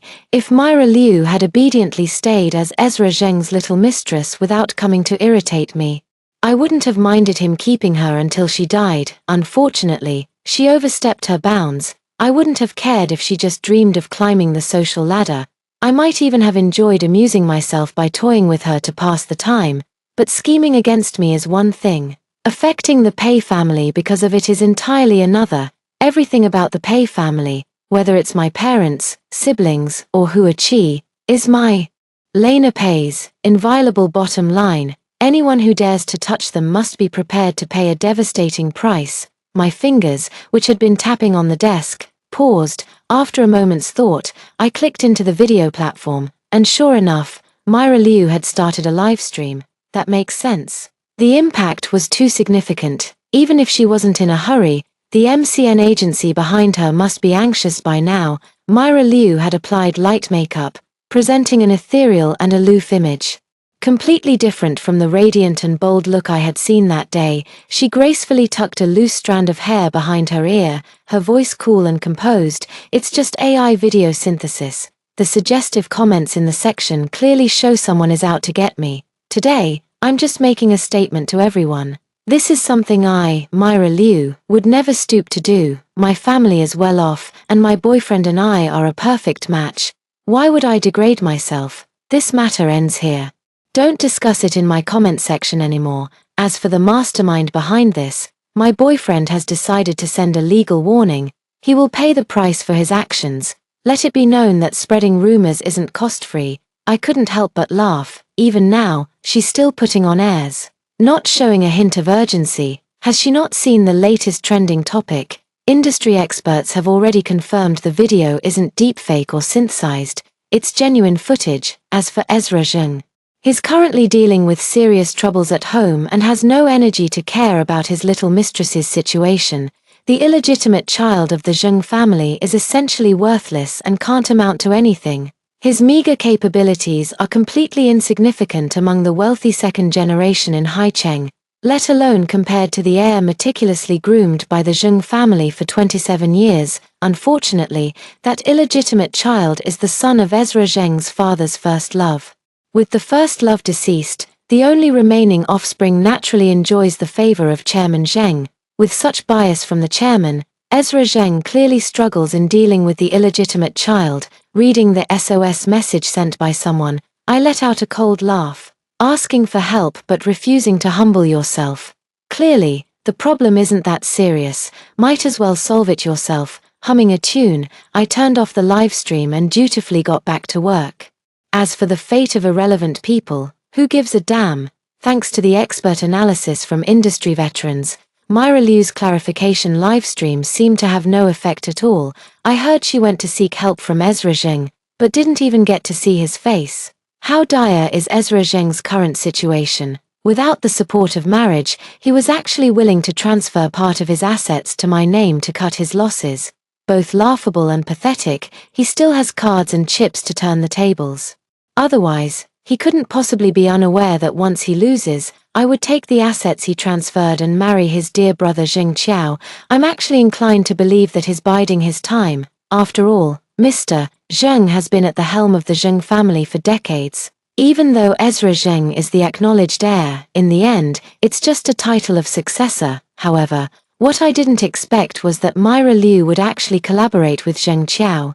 She was invited to participate in another variety show, where she appeared gentle and dignified, displaying extraordinary generosity, with every piece of her casual wear exuding top-tier luxury. For a while, the internet was flooded with whitewashing posts. Has Myra Liu gone crazy? Or is it Ezra Zheng? Or maybe I'm the one who's lost it. How on earth did these two end up together? Are you sure Myra Liu is carrying Ezra Zheng's child and not Ezra Zheng's? Chen Ju was shouting excitedly in my ear. He couldn't wrap his head around how these two, who were not only unrelated but practically enemies, could end up collaborating. Two idiots, I muttered under my breath. Myra Liu just wants to mess with me and boost her own status to match the title of Mrs. Zheng. As for anything else, her brain probably isn't big enough to handle it. It seems she's certain Ezra Zheng can't do without her, daring to act so outrageously. Chen Ju shook his head inwardly, thinking Ezra Zheng's downfall lies in the classic trap of a hero succumbing to a beauty. Certain, I think she's bought into Zheng Qiao's nonsense about brothers having no lasting grudges, believing that pleasing Zheng Qiao will make the Zheng family more accepting of her. Chen Ju was shocked, muttering in disbelief. No way, could someone really be that foolish? I gave him a sidelong glance. Why not? Zheng Qiao is equally idiotic. Thinking that getting close to Myra Liu will help him extract information about Ezra Zheng, he'd be better off trying to win me over. I might even help him secure the title of Zheng family heir. Chen Ju's lips twitched slightly. Wouldn't Ezra Zheng come fight you to the death? He'd bite you to death if he had to. Am I afraid of him? He's a pig-brained idiot too. Damn it, just thinking about having to deal with a whole family of Zheng pigbrains in the future makes me sick. Rarely did I disregard etiquette and manners to start cursing, but the current chaos of the situation had me so agitated that for a moment I didn't even know which mess to wade into and stir up. Lena Pei, I can't quite figure you out right now. Do you want to mess with Myra Liu, or Ezra Zheng? Or are you helping Ezra Zheng mess with Zheng Qiao? I want to crush them all. My tone was so irritable that it startled Chen Ju. After a short while, I finally calmed down. Soothing the violent emotions brought on by my intolerance for stupidity, no matter how much Hua Qi and the Zheng family collaborate, they can never truly merge into one. Naturally, I hope the waters in the Zheng family grow murkier by the day. Having regained my composure, I analyzed the situation for Chen Ju. Marriage means taking a definitive side. I can't very well team up with outsiders against my own husband, but as long as I hold the title of fiancé, no one can tell me what I can or can't do. Chen Ju's eyelids twitched uncontrollably. Ezra Zheng marrying you is truly like gambling. One wrong move and he could lose everything, but didn't he still beg to marry me? The corner of my lips curled slightly. Do you really think he has a choice? While the two Zheng brothers were busy scheming against each other, it conveniently left Myra Liu free to come and stir up trouble for me. Her belly was only slightly rounded. Yet she deliberately arched her back and stroked it with an exaggerated, affected posture, as if she were about to give birth any moment. Lena Pei, you were the one behind that trending hashtag before, weren't you? She declared confidently. Where's your proof? Making accusations without evidence is slander. Myra Liu snorted coldly. Young Master Zheng already told me everything. Don't even think about denying it. Lena Pei, all that talk about not loving Ezra is just you fooling yourself. But too bad, Ezra loves me and our baby the most. You'll always be an outsider in this lifetime. Twirling a strand of my hair, I blinked at her and said, oh really, what a shame then. You'll never get to see Ezra in his groom's suit at the wedding in this lifetime. Myra Liu's expression twisted for a moment. The engagement between me and Ezra Zheng was the hardest thorn lodged in her heart. Even though Ezra Zheng had made countless promises, it still stuck in her throat like a fishbone. Lena Pei, just you wait. Ezra said he wouldn't let my child be nameless and unrecognized. I can't wait to see the look on your face when the esteemed third daughter of Hua Qi becomes a discarded, resentful woman. You actually believe a man's words. It's just a trick to placate you, as a fellow woman. I truly feel pity and sorrow for you. Lena Pei, Ezra and I share a bond stronger than gold. Don't even think about driving a wedge between us. I smiled faintly without a word, lowering my head to take a sip of tea. Just now, Myra Liu stumbled unsteadily for 2 steps before regaining her balance, and her belly twitched. I was genuinely afraid that a few careless words might provoke her into miscarrying on the spot. If Ezra Zheng lost his heir because of this, would he demand I bear him another? That would be a classic case of cutting off one's nose to spite one's face. I tucked a loose strand of hair behind my ear and stepped past her in my high heels, then turned to wave at the salesperson who had been keeping a discreet distance. Wrap up what I just tried on and have it delivered to this address. The salesperson immediately beamed. Of course, Miss Pei, your total today comes to 7,673,000 yuan. Myra Liu was grinding her teeth in frustration. Ezra Zheng only gave her a measly 500,000 a month for pocket money. Yet here she was, watching the person she despised the most casually swipe her card for over 7 million on 2 worthless stones without batting an eye. Her heart burned with both hatred and envy. If she became the young mistress of the Zheng family, would she too be able to swipe her card without hesitation, throwing around millions like Lena Pei? I glanced at the unwilling Myra Liu and disdainfully averted my gaze. Even without me, Lena Pei, the entire Zheng family would have to have their heads trampled by pigs to allow Myra Liu to marry in. The Pei family is considered the most humane among the upper class. Having at least produced a few romantics, I can only be considered an exception. But the Zheng family is entirely bound by interests. None of them have a heart. Expecting the Zheng family to allow a Cinderella to marry in is less realistic than hoping for the god of wealth to rain gold. However, Myra Liu loves to dream, and who can stop her? Kidnapped, and what's more, kidnapped together with Myra Liu. I let out a soft hiss, the back of my head aching. Someone had struck me from behind as soon as I entered the parking lot, completely catching me off guard. I struggled slightly and found myself tightly bound with hemp ropes. unable to break free. Turning my head, I saw the terrified face of Myra Liu. What's going on? How did I end up here? Lena Pei, you bitch, was it you who did this to me? I rolled my eyes dramatically. Come on, lady, I'm tied up too. Use that pea-sized brain of yours to think for once. Will you? Shut up, a hoarse voice, like an old bellows, growled. A burly man with a thick beard and bushy eyebrows suddenly appeared from nowhere, a cigarette dangling from his mouth. He kicked both me and Myra Liu. Damn bitch. Stop yapping. The kidnapper spat and plopped down cross-legged on the ground nearby. Myra Liu, who was pregnant, was kicked and slammed into the wall. Letting out a sharp cry, I frowned and calmly asked, "How much do you want? I may be short on money, but I don't want yours." The kidnapper sneered coldly, his tone vicious. "Just stay put, you bitch. Once Ezra Zheng gets here, I'll decide whether to kill or maim. Do you have a grudge against Ezra Zheng? He's the one who drove me to the edge. I'm going to make him pay. I know the Zheng family isn't short on cash. Threatening him with money wouldn't even faze him." The kidnapper let out a sinister chuckle, sending chills down my spine. For a moment, I couldn't guess what his true motive was. "I have nothing to do with Ezra Zheng. She is Ezra Zheng's woman, his fiancée. The whole of Haicheng knows it. Just take her and let me go," Myra Liu screamed hysterically.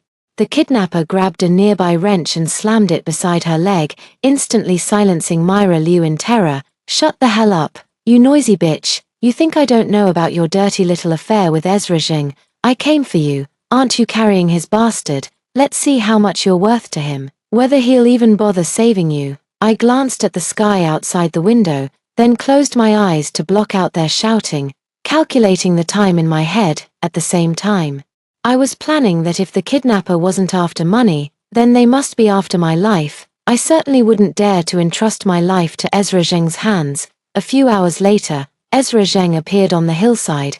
Peering through the crack in the door of the cramped storeroom, I cursed under my breath at the sight of his shadow, calling him an idiot. He actually came alone. The kidnapper stood up, dusted himself off, and glanced sideways at Ezra Zheng with a cigarette dangling from his mouth. "You really kept me waiting, you bastard." Ezra Zheng gasped for breath, his voice hoarse as he spoke. "Where are they? How much do you want? What will it take for you to let them go?" The kidnapper remained calm. He nonchalantly pulled out a palm-sized pistol from his waistband. Ezra Zheng's hair stood on end in an instant. "You're trying to kill me." "No, I won't kill you," the kidnapper sneered sinisterly. "I want $1 billion. Fine, I can have them transfer it to you right now. Let them go."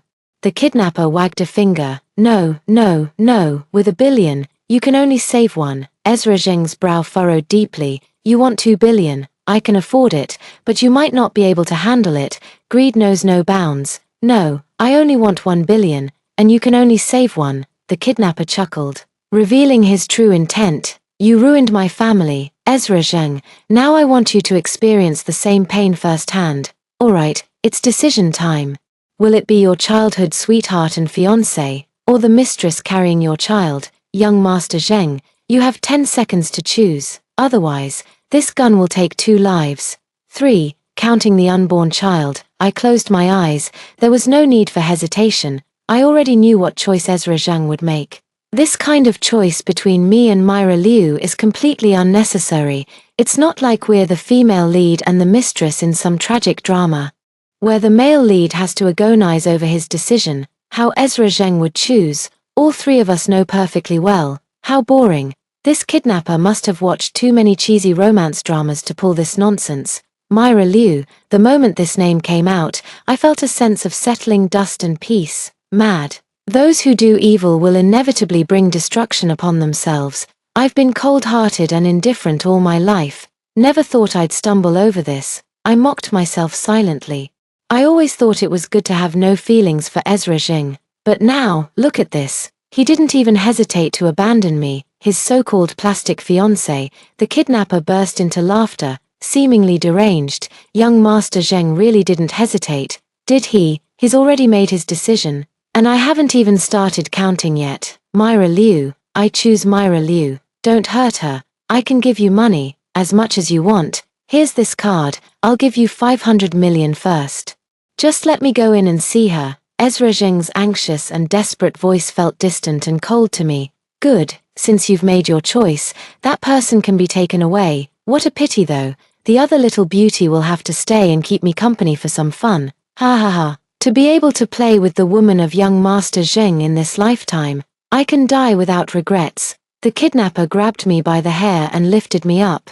I watched calmly and indifferently as Ezra Zheng and Myra Liu embraced each other affectionately. Ezra Zheng's hands trembled as he untied Myra Liu, carefully picking her up as if handling fine porcelain, whispering soft words of comfort to her. He carried the person past the kidnapper without even glancing at me, the cold muzzle of a pistol pressed against my temple, leaving me frozen in place, helplessly watching as the two of them walked further and further away. Then, heavy breathing sounded right beside my ear. Ezra, will Miss Pei be all right? Myra Liu furrowed her delicate brows, her hand resting on her swollen belly, feigning concern. Ezra Zheng's jaw tightened as he held her hand steadily. I've called the police, it should be fine, she's not important. I'm taking you to the hospital now. You and the baby must not come to any harm. Myra Liu's heart softened, she wrapped her slender arms around Ezra Zheng's neck.